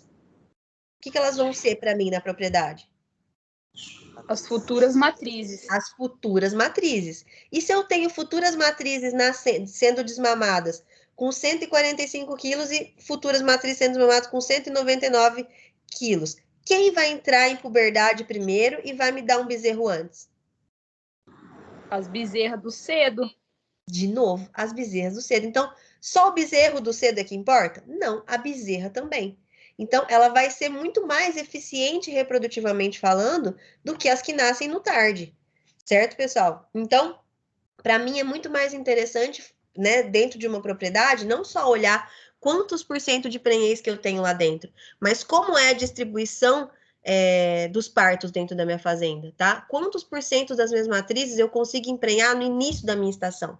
E isso é o mais importante, né? Eu preciso trabalhar com pelo menos 50% de todas as minhas matrizes emprenhando no início da estação, para eu garantir uma melhor produção, né? Um melhor peso ao desmame dos meus bezerros e, obviamente, mais precocidade para as minhas fêmeas, né? Fêmeas que vão emprenhar mais rápido e machos que vão ser abatidos também com uma idade menor, certo? Então, aqui a gente tem, ó, nesse gráfico aqui, são pesos, né, de 11 mil bezerros desmamados aí no estado do Goiás, tá? Então, aqui, ó, só a explicação final do gráfico, tá? Para vocês entenderem. Então, ó, fazenda A versus B. Fazenda A azulzinha e B a vermelha. Então, eu tenho lá, nascimento em setembro, 500 bezerros. Em outubro, 200, novembro, 100. 205 quilos os de setembro que converteu em 102.500 quilos, desculpa, né, de bezerros. O de outubro, 38 mil quilos, e o de novembro, 18 mil quilos, tá? E aí a gente tem aqui os de setembro, que são os mais pesados, né? Foram só 100 na Fazenda B, então eu consegui converter em 20.500 quilos. Os de outubro pesavam só 190, eram 200. 38 mil, até empatou. E os de novembro, 500 bezerros com 180 quilos, 90 mil quilos. Na conta final, o que a gente fecha aqui? 10 mil quilos de bezerros a menos na Fazenda B. Então, quem que é mais eficiente reprodutivamente falando? A nossa Fazenda A. 10 mil quilos de bezerro. Quanto tá o quilo da arroba? Aqui é 14,50 o quilo do bezerro. E aí, quanto que fica essa conta em real? Alguém consegue fazê-la aí para nós? Vamos fazendo até o final. 10 mil quilos com o preço de hoje. No final, vocês me entregam aqui. Aqui, ó, só para vocês entenderem, né? Uma outra coisa que é extremamente importante dentro do nosso planejamento reprodutivo, né? Sempre quando a gente pensa numa estação de monta, estratificar o nosso rebanho por categoria, né? Então, dentro de uma fazenda de cria, de uma propriedade de cria, a gente tem várias categorias de matrizes, né? Então, a gente tem as novilhas, que são os animais jovens, que nunca pariram, né? Que estão indo ali para o primeiro parto. Multíparas, que são aquelas que já pariram mais do que uma vez. As primíparas, que pariram uma vez. E as secundíparas, que hoje a gente também tem como categoria dentro das fazendas, em função de a gente estar iniciando animais mais jovens, né, em reprodução, novilhas precoces, tá? Então, a gente acabou inserindo, né, mais essa categoria aqui dentro da fazenda, porque a gente sabe que existe uma variação nas respostas, né, nas taxas de prenhez desses animais frente a uma estação de monta, tá? Então, no final, a prenhez é 75%, mas eu tenho multípara emprenhando 80%, que é um bom índice. As primíparas, que é uma categoria que sofre bastante, porque ela tem um bezerro ao pé, né? Ela é um animal que ainda está em fase de crescimento, então tem uma demanda energética maior, e ela tem, portanto, uma dificuldade maior de emprenhar, né? As secundíparas, que tem também, mas, né, tá quase chegando ali na multípara, e as novilhas, que não tem desafio, basicamente, né? Se elas ciclarem, elas não têm bezerro ao pé, então tem uma facilidade maior, a gente consegue, às vezes, índices até superiores aos índices da multíparas, a depender do manejo, tá? É importante a gente setorizar isso dentro da fazenda, tá? E tratar de uma forma separada, porque às vezes a gente joga uma taxa de prenhez geral e assusta, né? Mas a gente precisa entender o que cada categoria expressou, para a gente saber se tá dentro do esperado, tá? Então, aqui uma média para vocês entenderem o que a gente espera de cada categoria, né? E por que é importante a gente separar essas categorias dentro da propriedade, dentro da estação de monta, tá? A taxa de prenhez média no final de uma estação reprodutiva em fazendas de corte comerciais, elas são, na média, né, aqui, ó, para novilhas, 93%, multíparas, 78%, primíparas, 55%, e na média geral a gente tem 77,6%. Tá? Esses dados, pessoal, são dados de um programa da Alta Genetics do Brasil, que é uma central de reprodução, não sei se aqui todos conhecem, né? Eles têm alguns clientes e eles, vários, na verdade. E aí eles trabalham com os dados desses clientes, né? Até para analisar como que está o contexto da reprodução no Brasil, né? Para entender, perceber onde a gente tem que melhorar. Então, esses dados são dados de várias fazendas, né? E que expressa para a gente de uma forma bem fidedigna aí o que é a realidade que a gente tem hoje para cada uma das categorias que a gente tem dentro da pecuária de cria, certo? E aí, como eu falei para vocês lá atrás, né, da importância da gente pensar, né, na qualidade da bezerra que vai nascer também, né, e não só nisso, mas também na vaca que está parindo, é que não termina em um ano, né, então a gente não tem uma vaca por um ano, né, a gente tem que manter esse animal no rebanho. Então, se ela emprenhou nesse ano, se ela emprenha lá no primeiro mês, né, da estação de monta, ela vai parir no primeiro mês da minha estação, né? Então, ela vai começar a estação de monta mais cedo, lá no próximo ano. E aquelas que atrasam, né, aquela vaca que emprenha no terceiro mês, ela vai parir lá no último mês de estação de parição, né? Então, ela vai atrasar a minha estação de monta. Então, para a gente melhorar essa questão, né, da quantidade de bezerros nascidos, desmamados, né, no início da estação, que são aqueles que são mais nascidos no início da estação de parição, e desmamados mais pesados, a gente precisa encurtar esse período, e aqueles animais que não conseguirem atender, né, obviamente que não é só isso que a gente leva em consideração para descarte, mas a gente tem que ir repensando o que a gente vai fazer com aquele animal dentro do rebanho, certo? Então, só para vocês entenderem o que a gente espera, né? Porque não existe só uma estação de monta, então são vários anos consecutivos. Uma coisa importante para a gente entender, né? Então, aqui uma análise do mês em que a vaca pariu e a eficiência reprodutiva dela, tá? Então, aqui a taxa final de prenhez no final da estação de monta, né? E aqui pensando em novilhas, né? Então, 1.454 novilhas. Novilhas numa média, né, de 93,5% de prenhez. Então, aqui, novilhas que pariram mês 8, tá? 89,8%. As que pariram mês 9, emprenharam na outra estação, 85,2%. Mês 10, 84,9%. Mês 11, 77,9%. E mês 12, 63%. Então, quer dizer, quanto mais tarde ela pariu, mais dificuldade ela teve para emprenhar novamente na estação subsequente, certo? De novo, a necessidade de a gente tentar emprenhar o quanto antes esses nossos animais, né? A taxa de eficiência reprodutiva cai quanto mais a gente avança aí no mês do parto dessa matriz, certo? Então, de novo aqui, né, num outro dado bem legal para vocês gravarem aí também. Então, são 5 fazendas, 2 no Paraná, 2 no Mato Grosso do Sul e uma no Mato Grosso, tá? Com o mês de nascimento distribuído aqui entre agosto e dezembro. E aqui já o número das fêmeas e a prenhez final delas aqui, né? E aqui o gráfico, para a gente enxergar o que aconteceu, né? As que pariram em agosto, 90,9%, e à medida que elas foram, as que foram parindo mais para o final da estação de parição, né? Então, aqui o nascimento delas e aqui o que elas devolveram de prenhez, tá? Então, aquelas que nascem mais cedo, vão parir mais cedo, tem altas taxas de prenhez no final, né? Na primeira estação, ou seja, alta eficiência reprodutiva. Aquelas que nasceram mais tarde, vão parir mais tarde, e vai reduzindo, então, a sua taxa de probabilidade de prenhez dentro da estação, certo? Né? Aí aqui, de novo, né? Aqui as novilhas de carimbo 8, 9, 10, 11, 12, janeiro e fevereiro, tá? As quantidades de fêmeas aqui para vocês enxergarem. Esse dado aqui também ficou bem limpinho, bem fácil de vocês enxergarem aqui a importância. Então, carimbo 8 nasceu no mês de agosto, 9, setembro, outubro, novembro, dezembro, janeiro e fevereiro. As que nasceram no cedo têm uma maior taxa de prenhez final, um número maior de gestações, né? E uma distribuição menor dentro do rebanho, tá? Isso de uma forma geral no Brasil. São em menor quantidade. Então, é isso que a gente precisa inverter, tá? É isso que a gente precisa mudar. A do mês de setembro, lá, ó, prenhez final, começa a reduzir um pouquinho, número de gestações avaliadas, 20% dos animais nessa categoria. E assim sucessivamente, tá? E é isso que a gente precisa tentar melhorar para a gente aumentar o número de animais aqui nascidos no cedo, de fêmeas nascidas no cedo, que vão dar o melhor resultado reprodutivo para a gente no final.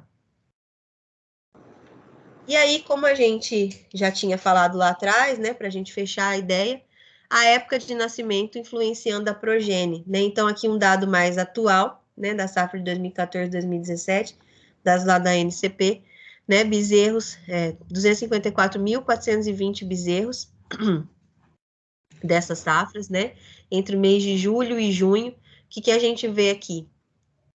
Peso a desmama, né, onde a gente vê uma maior curva de peso a desmama nos meses de agosto, de setembro, né, de outubro, que é o início da nossa estação de parição na região de Brasil Central, né? Então, de novo, melhor época para a gente conseguir início de estação de nascimento, né?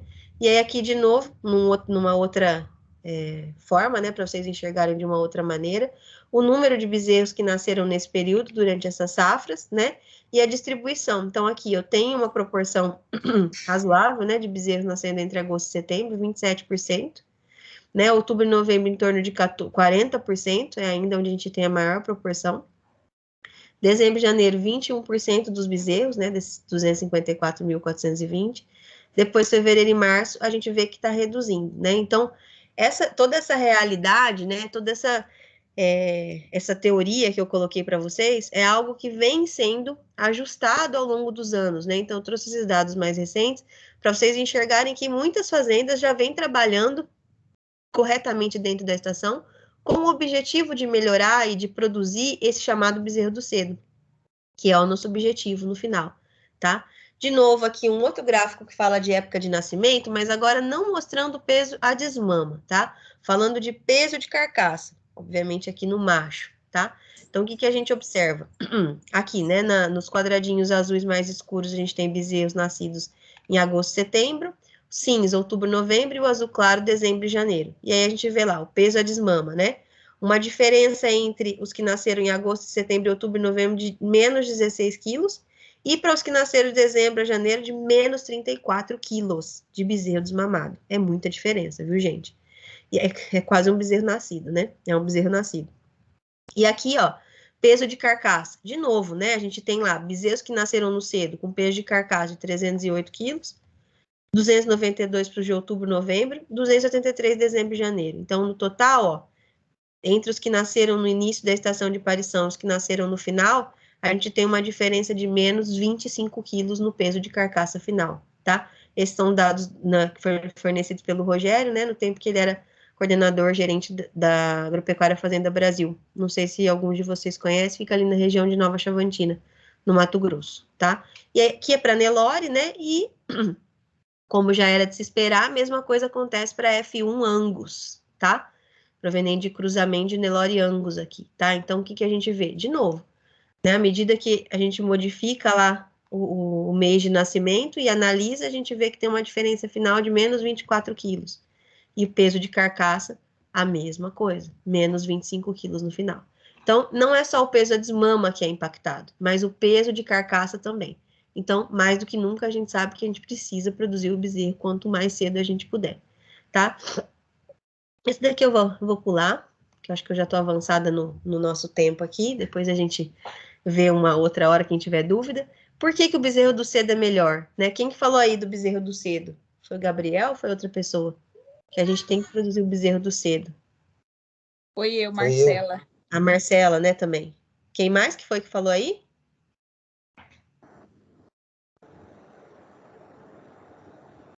Quem mais falou? Foi eu, professor. Eu não ouvi aqui, não vi quem foi, mas enfim. Por que ele é melhor, né? É importante a gente saber responder isso. Não só em função dessas questões do peso, mas a gente tem nesse período, né, um desafio sanitário, uma questão relacionada ao desafio sanitário, a nutrição do bezerro, a nutrição da mãe e a genética, né? O que tem relação com o desafio sanitário? Nesse período em que esse bezerro vai nascer, a gente tem uma menor infestação, né, de larvas de parasitas nas pastagens e vírus e bactérias que causam diarreia. Então, uma menor chance de a gente desenvolver diarreia nesses neonatos. Com relação à nutrição do bezerro, a gente consegue complementar leite com pasto em época com melhor oferta de pastagem até que aconteça a desmama, né? O bezerro nasce, ainda está um pouco seco, mas logo começa a chuva e esse bezerro já começa a chegar no pasto, tá? Para a nutrição materna, altera pouco a produção de leite nesse período, né? E isso auxilia na modulação fetal. A gente sabe que a nutrição da fêmea gestante modifica não, né? Determina alterações importantes na formação muscular do bezerro durante o seu desenvolvimento fetal, que a gente pode falar isso num outro dia aqui para o grupo de vocês, que também é algo bem legal da gente estudar. E a genética, porque novilhas nascidas no cedo, que é a genética que vai continuar na minha fazenda, vão se tornar vacas parindo mais cedo, certo? Então, os motivos, né, uma só justificativa para a gente fechar o raciocínio nesse sentido, pelos quais os bezerros que nascem mais cedo são mais pesados, estão ligados a fatores ambientais, que a gente viu aqui, né? Sanitários, nutricionais e genéticos, certo? Aí aqui era só para ilustrar para vocês, né, que nesse período aqui de seca, que é quando os bezerros estão nascendo, entrou um espectador novo aqui. Espera aí, Todd. É justamente isso aqui, né? Essa é a grande resposta, né? A questão do menor desafio sanitário. Então, nesse gráfico aqui, de 1985, a gente já sabia que o período em que a gente tem uma menor carga de larvas, né? De vermes na pastagem, é justamente esse período em que os nossos bezerros vão estar nascendo. que eles têm um desafio imunológico grande, né, nesse período de recém-nascido aí, de neonato, e aí nesse período a gente tem uma menor infestação. Então, isso favorece, né, que não ocorra as diarreias, né? Então, existe uma sazonalidade na infestação de larvas de parasitas e uma sazonalidade na presença de vírus e bactérias causadores de diarreia, tá? Então, isso já auxilia a gente nesse período, tá? Bom, a diarreia, doença respiratória nas 4 primeiras semanas de vida, normalmente impacta em 16 quilos a menos a desmama, ou seja, quem nasce no cedo já tem chance de desmamar 16 quilos mais pesado em função dessa questão sanitária, né? Nas 4 primeiras, só a diarreia, nas 4 primeiras semanas de vida, pode impactar em 8 quilos a menos na desmama, foi mostrado por vários autores, como vocês estão vendo aqui. Machos doentes podem ter até menos 10,6 quilos e fêmeas menos 13 quilos, tá? A diarreia nas primeiras 4 semanas de vida aqui, ó, faz com que impacte em menos 400 gramas de ganho de peso por dia, tá? Então, segundo o ADAS, né? E aí, a questão da estacionalidade das passagens durante o ano também, né? Então, nesse período aqui, obviamente, quando a gente começar as parições, a gente vai estar começando a aumentar aí a nossa condição pluviométrica e com isso as pastagens também vão estar voltando, né? Então o animal nasce nesse períodozinho seco aqui do ano, mas logo já começa a restabelecer a pastagem e aí a gente começa a ter comida de novo, tá? Então, importante a gente pensar que a vaca vai enfrentar aqui um período importante da vida dela, né? Que é de alimentar um bezerro que está em crescimento e emprenhar no momento em que a gente tem pasto disponível para ela comer, certo? Então, ali, ó, a partir dos 90 dias de idade, grande parte das exigências nutricionais do bezerro vem do pasto, e ele tem pasto nesse período, tá? Depois, a rebrota dos pastos geralmente coincide com os períodos do início de pastejo dos bezerros que vão nascer cedo. Então, aqueles bezerros que nascem mais cedo, quando eles começam a precisar do pasto, vai estar bem na fase de rebrota. Então, mais um ponto importante, né? Bezerros do cedo têm boa oferta e qualidade de forragem à disposição até o momento da desmama. Ele passa exatamente todo o período que ele precisa de forragem, tendo forragem, e aí quando ele vai sair para desmama, né, para ir para outra etapa do crescimento, aí é onde a gente começa a ter diminuição na disponibilidade de forragem, mas ele aproveita enquanto tem, tá? E aqui, só para deixar um gostinho de próxima palestra, né, para a gente falar dessa questão do desenvolvimento ponderal do feto, né, da influência materna no desenvolvimento fetal, aqui um trabalho bem tradicional, talvez vocês já até tenham visto isso em outras palestras, né? Eu vi em várias delas, tenho aqui em várias outras das minhas também. Então, um trabalho de Du lá em 2009, que mostrou para a gente, né, que o período em que a gente tem hipertrofia de tecido muscular do feto durante a gestação é ali entre o 5º e o 9,5 mês de desenvolvimento, tá? E aí, se a gente voltar lá no nosso gráfico, quando que cai isso, né? Quando que o bezerro do cedo, ele vai nascer? Em agosto, né? Então, aqui, ó, os meses críticos, né, que seriam os meses importantes para que ocorra, né, o desenvolvimento do tecido muscular, lá que eu mostrei para vocês, né, hipertrofia, na verdade, do tecido muscular, é justamente um período que esse animal tem. Então, ali, ó, vamos pensar aqui, 0, 1, 2, 3, 4, 5, do 5º ao 9º mês, né?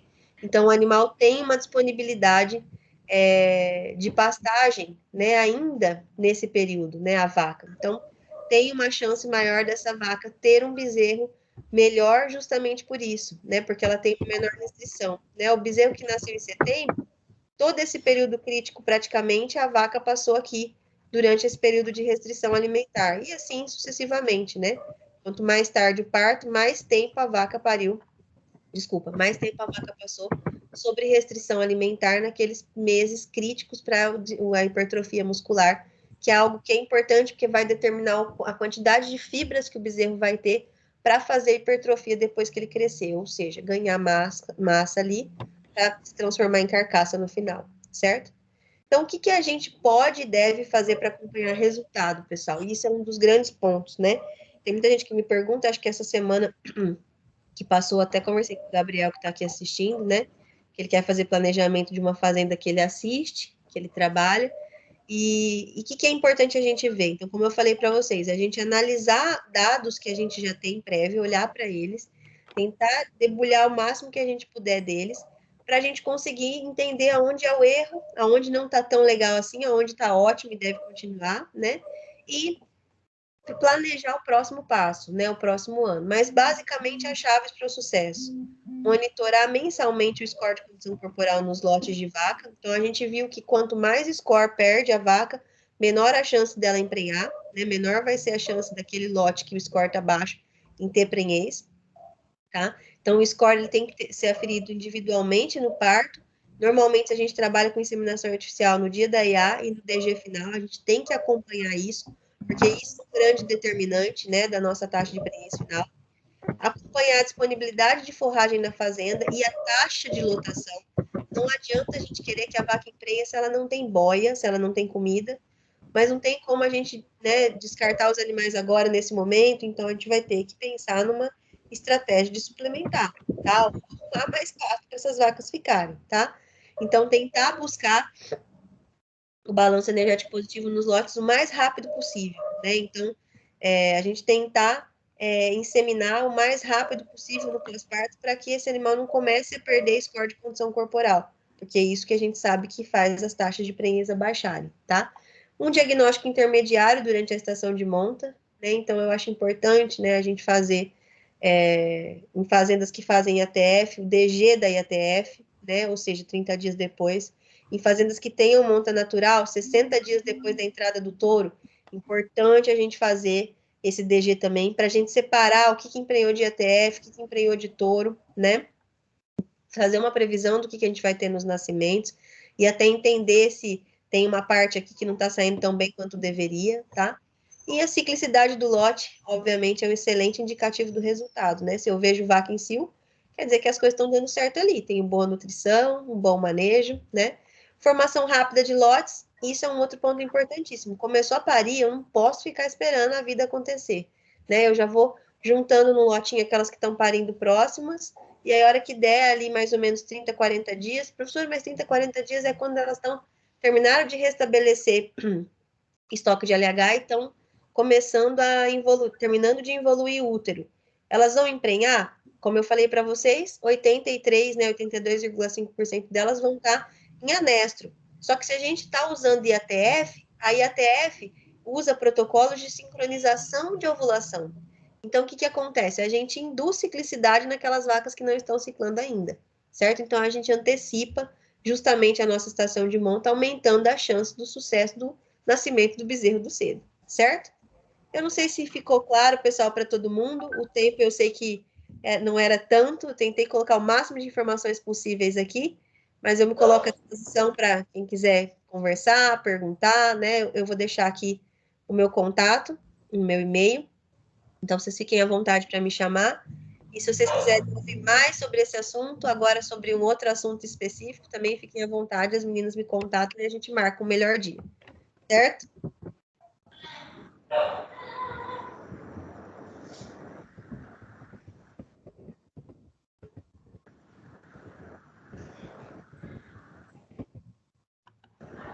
Tem alguém aí?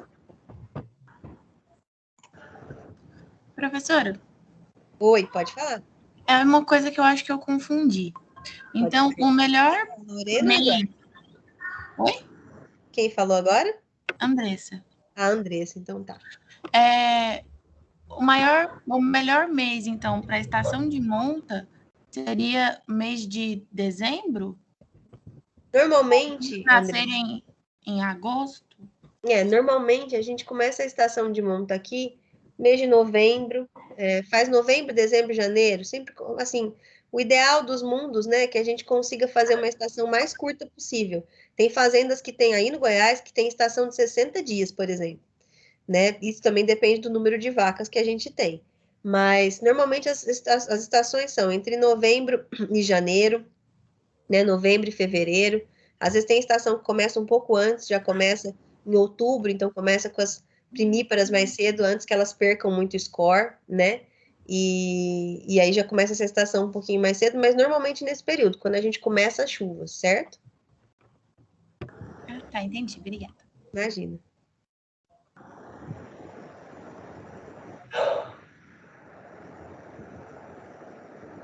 Alguém mais?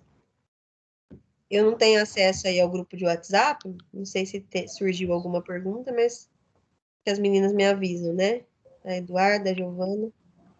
Professora, boa noite. Boa noite. Então, eu sou Vanessa. Eu gostaria Oi, de Vanessa. fazer um comentário e também uma dúvida, né? Pode falar. Quando eu fiz um curso de disseminação, o professor disse que em novembro já estaria tarde para começar a estação de monta. E aí ele falou que o ideal seria em setembro e outubro. O que a senhora acha disso? Então, Vanessa, como eu falei, né, tudo vai depender da região que a gente está trabalhando e como é a chuva naquela região e a disponibilidade de pastagem, né? Como eu dei o exemplo lá do Acre, por exemplo, eles já estão inseminando e a gente está início de setembro, né? Então, às vezes tem lugares que começam um pouco mais cedo, então tudo vai da região. E como eu falei, varia muito o clima para nós aqui, né? Então, tem fazendas que ainda estão fazendo exame andrológico para preparar os touros para entrarem na estação de monta, né? E tem fazendas que vão já começaram a estação de monta agora, já vão começar a inseminar os primeiros lotes, né? Agora no meio de setembro, e já, né, vão estar avançando, fazendo diagnóstico de gestação lá no mês de outubro, né? O mais comum aqui na nossa região, que na nossa eu incluo Goiás, né, o Brasil Central de uma forma geral, é que se comece essa estação lá em novembro mesmo, outubro, novembro, né? Mas isso tudo vai depender, como eu falei, do que eu tenho na minha propriedade. Não é uma receita de bolo, né? Eu mostrei para vocês ali um exemplo fictício, vários exemplos aqui, né? De algumas fazendas reais, né? Nem fictício, né? São algumas fazendas reais, mas vai depender de como é a disponibilidade, quando começa a chover. Normalmente marca o início da estação de monta para o início das chuvas, certo? O que a gente faz normalmente, Vanessa, é antecipar as novilhas e primíparas, porque como elas vão parir, né, mais cedo, as primíparas principalmente, elas vão sofrer muito com essa falta de forragem. Então a gente insemina elas antes para elas não perderem muito escor, para a gente tentar melhorar a taxa de prenhez delas.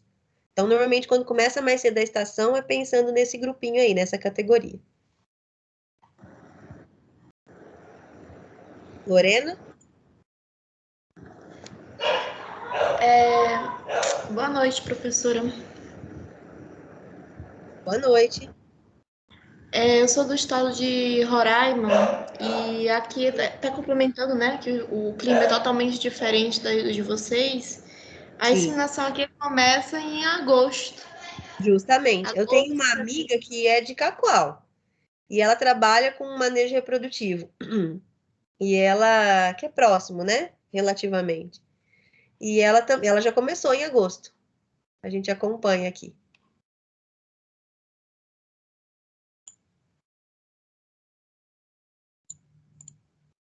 Olá? Vocês estão ouvindo? Caiu? Parece que... Outra dúvida. Pode falar. Quantos partos, mais ou menos, uma vaca tem durante a sua vida reprodutiva?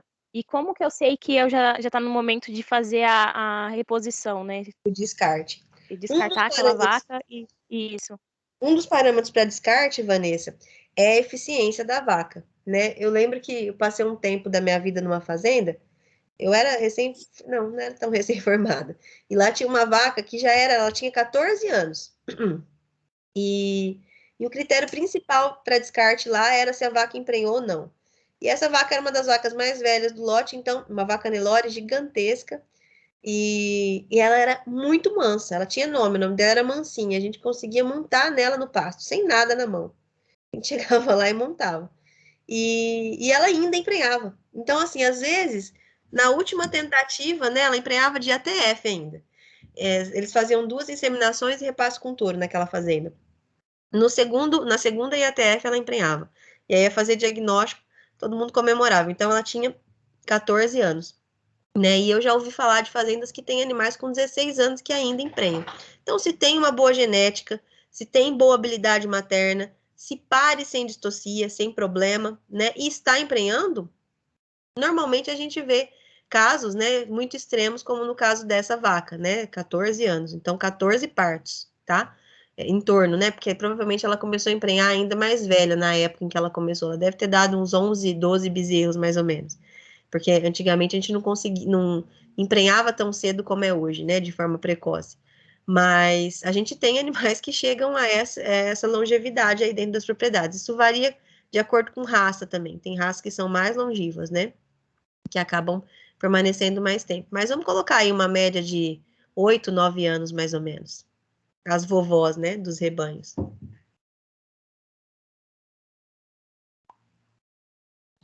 Professora, Pode falar. outra pergunta. Essas parições de ano em ano não pode causar algum problema no útero ou algum prolapso, porque ela teve vários e vários partos, ou não? Não, Pela normalmente. idade também, não sei. Normalmente não é em razão do parto em si que acontecem esses problemas, né, Andressa? A gente sabe que a distocia, né, que muitas vezes acaba estando muito relacionada ao prolapso uterino, né, ou infecções uterinas de forma geral, está muito mais relacionado com higiene, né, no auxílio obstétrico ou na inseminação, né, ou ainda, na inseminação não, né, no manejo mesmo ali durante o parto, ou ainda a falha no acasalamento, né, às vezes a gente escolhe touros muito grandes para animais menores, né, para novilha super precoce, por exemplo, e aí a gente tem problema de parto, né, tem distocia, e isso leva a problemas subsequentes, infecções uterinas, né, o prolapso uterino, coisas que a gente, mas não necessariamente relacionado com a idade da vaca. A gente sabe que, de acordo com a mais idade, né, os animais mais velhos, eles têm um nível de cálcio menor do que os animais mais jovens. E em função disso, a gente tem redução aí na contração. Então, à medida que o animal vai ficando mais velho, há relatos de que pode demorar um pouco mais o parto, ter uma dificuldade maior de parto. Às vezes, isso pode ser motivo até de descarte, né? Ó, essa vaca já tem 9 anos, sempre emprenhou, mas 2 anos consecutivos a gente teve que fazer cesárea. Ou fez cesárea 1 ano, já usa aquilo como um critério para descarte. Tá? Mas não necessariamente. Essa vaca mesmo, a mansinha, com 14 anos, ela nunca teve distocia nenhuma, tá? Não só em função disso, mas acho que em função da genética, do que a gente está usando, tá? Pensando em tamanho de animal, enfim. Não sei se eu respondi bem sua pergunta. Respondeu, sim. Alguém mais? Eu tenho uma dúvida. Pode falar, Gabriel. A respeito de emprenhar primípara, seria melhor eu adiantar uma novilha para ela parir o quanto mais cedo para ter mais tempo de emprenhar? Ou eu atrasaria a novilha para ela parir nas águas e, consequentemente, ela ter um score melhor? A novilha, Gabriel. A primípara, na verdade, né? A novilha Isso. parida. Gabriel, o que é a recomendação? Primípara é um negócio complicado, né? Dentro da propriedade. A gente tem que tentar abraçar da melhor forma para ela, pensando na estação seguinte, né? Mas basicamente, o que a gente tem de recomendação? A gente antecipa não, né? Deixa a novilha para o final, para essa primípara parir no final, na sua primeira aparição, e aí a gente coloca essa primípara no começo, né? O quanto antes, porque ela perde muito score de condição corporal no parto. Como ela perde muito, a gente tem que inseminar ela o quanto antes, porque senão a taxa de prenhez vai ser uma catástrofe, né? Então, normalmente a estratégia que se usa hoje em dia é isso, né? Então a gente demora um pouquinho mais, né? A gente faz normalmente os protocolos de indução de puberdade, casa com protocolo de ATF e insemina, né? O parto da novilha, da primípara, às vezes ele é um pouquinho mais curto, né? Um pouquinho mais, a gestação é menos longa, né? E aí, parindo, a gente já insere nos primeiros lotes com a expectativa de ter uma boa taxa de prenhez. Depois, automaticamente, quando secundípara, multípara, ela vai corrigindo essa questão aí da perda do score, né? E aí a gente vai começando a realocar ela melhor dentro do lote. Não sei se eu respondi bem sua pergunta. Tipo, ela parindo um carimbo 10 para já inserir ela na primeira IA no 11. Isso, exatamente.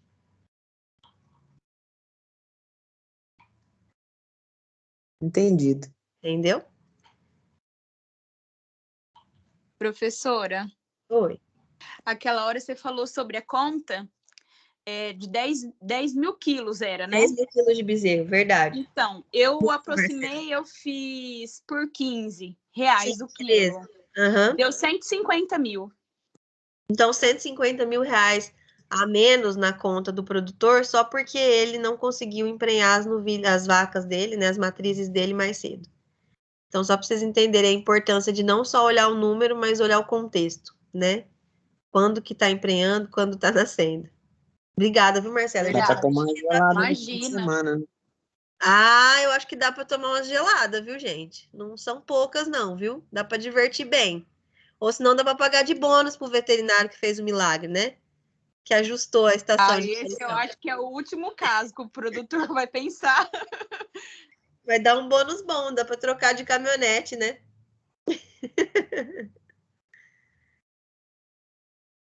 Certo, pessoal? Mais alguma? Tem alguma pergunta aí no WhatsApp? As meninas falaram do WhatsApp no começo, mas eu não tenho acesso. Acabou que os meninos que perguntaram no grupo abriram o áudio aqui e perguntaram Ah, que direto bom! pra você. Eu fico feliz. Eu fico numa luta Interagiram. durante as aulas para a turma abrir as câmeras. Ninguém abre câmera, gente. Vocês estão deitados? Não tem problema.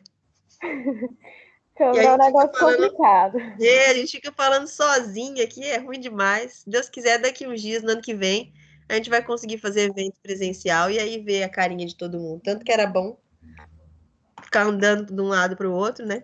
Né? E Saudade vendo do presencial. coffee break no final da palestra, né? Depois a festinha. Sim. Faz falta demais. Eu só queria dar um recado para os meninos quanto ao certificado. Acabou que o formulário, eu não sei o que aconteceu, não deu para ficar disponível para eles aqui acessar, mas a gente acabou pegando uma lista, vai ser gerado para todo mundo que participou normal. Beleza. Pessoal, deixa eu só fazer um aviso aqui também, vou aproveitar o espaço, viu, Eduardo? A gente está organizando um curso de produção de embrião, produção, manipulação e transferência de embrião de equino, agora no final do mês, no dia 24 e 25 de setembro. Vai ser aqui na instituição onde eu trabalho, né? A instrutora vai ser a doutora Caroline, ela trabalha só com reprodução de equino aqui na região de Indaiatuba, ela atende cavalo de polo. E quem quiser participar, eu vou mandar o link. Eu só tenho o contato aqui da Giovana. O link não, né? Vou mandar aqui o folder com a propaganda, e aí depois, se alguém tiver interesse, só me procurar. Pelo meu contato aí, que eu mando o formulário de inscrição para vocês. Tá bom. A gente repassa no grupo dos meninos. Se quiser, a gente te coloca também. Então, tá bom. Fiquem à vontade, a gente vai falando. Qualquer dúvida, agora vocês têm meu contato aí, vocês podem me chamar, certo? Tá bom. Oi, Eduarda, eu gostaria de saber aonde que está essa lista. Esse formulário a gente tinha colocado no grupo. Aí agora, como muitas pessoas aqui não estão no grupo e aqui na palestra não ficou disponível, eu peguei o nome de cada um mesmo e vou gerar manualmente. Ok. Aí você envia no e-mail, né? Sim, vou enviar no e-mail de cada um. Ok, obrigado. De nada.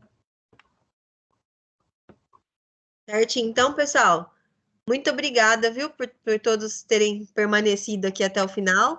Espero que não tenha sido só pelo certificado. Boa noite para vocês e até a próxima.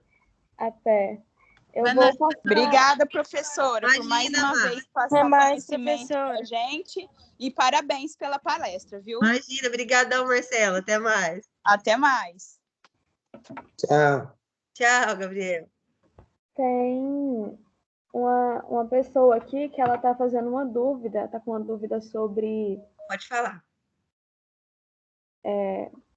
Meio que querendo criar outra palestra, sabe? Queria falar com você, que ela trabalha... ela fez uma live no trabalho e houve pedidos para melhoria de genética de gado de corte. Aí ela queria saber se a senhora toparia fazer uma palestra para os produtores rurais. Pode ser, mas como é que funciona? É online? É presencial? Pede para ela entrar em contato comigo, Eduardo. Sim. Pede para ela me chamar no meu telefone. Vocês têm ele aí agora na palestra e a gente conversa. Boa noite, doutora. Desculpa, eu entrei só no final agora. Obrigada, meninas, pelo recado. Imagina. Com a mudança da data, eu tinha uma apresentação numa outra disciplina e aí não pude comparecer. Mas eu trabalho no Sebrae de Goiás. E aqui nós trabalhamos com cadeia do leite e fizemos uma palestra sobre melhoria genética, trazendo os aspectos de gestão, tomada de decisão, trazendo muito a fala de que a tecnologia em si não faz milagres, que precisa todo um manejo, toda uma estrutura nas propriedades. E aí o pessoal gostou muito e pediu uma específica para gado de corte, porque nós temos quem tem pastagem rotacionada, mas também tem composto bar, e aí eles pediram uma live. Normalmente nós fazemos uma live com o consultor do Senar, aqui local, a senhora, que daí seria especialista, e aí a gente, normalmente são as quartas-feiras, e aí os produtores rurais sempre nos pedem às 18 horas, porque é mais cedo para eles. Bacana, Sinelli, nas quartas-feiras, assim, depois a gente vai combinando, né? A gente até organiza de repente. Eu dou aula às 7h30, todas as quartas. Mas dependendo, não sei quanto tempo é essa rodada de bate-papo aí na live, eu consigo participar pelo menos parte dela, grande parte dela, né? Das 18 às 7h30. É 1 hora, a gente faz em 1 hora. Tranquilo. Então tá assim. Eu vou compartilhar com os meninos o link do YouTube para a senhora ver lá a nossa interação, e eu agradeço demais. Maravilha. Imagina, eu que agradeço, dispõe. Aí você pega meu contato com as meninas, a gente vai combinando direitinho o melhor dia e eu estou à disposição.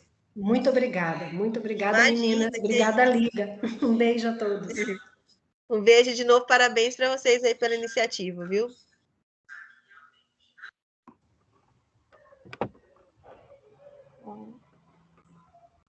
Eu acho que é isso, doutora. Muito.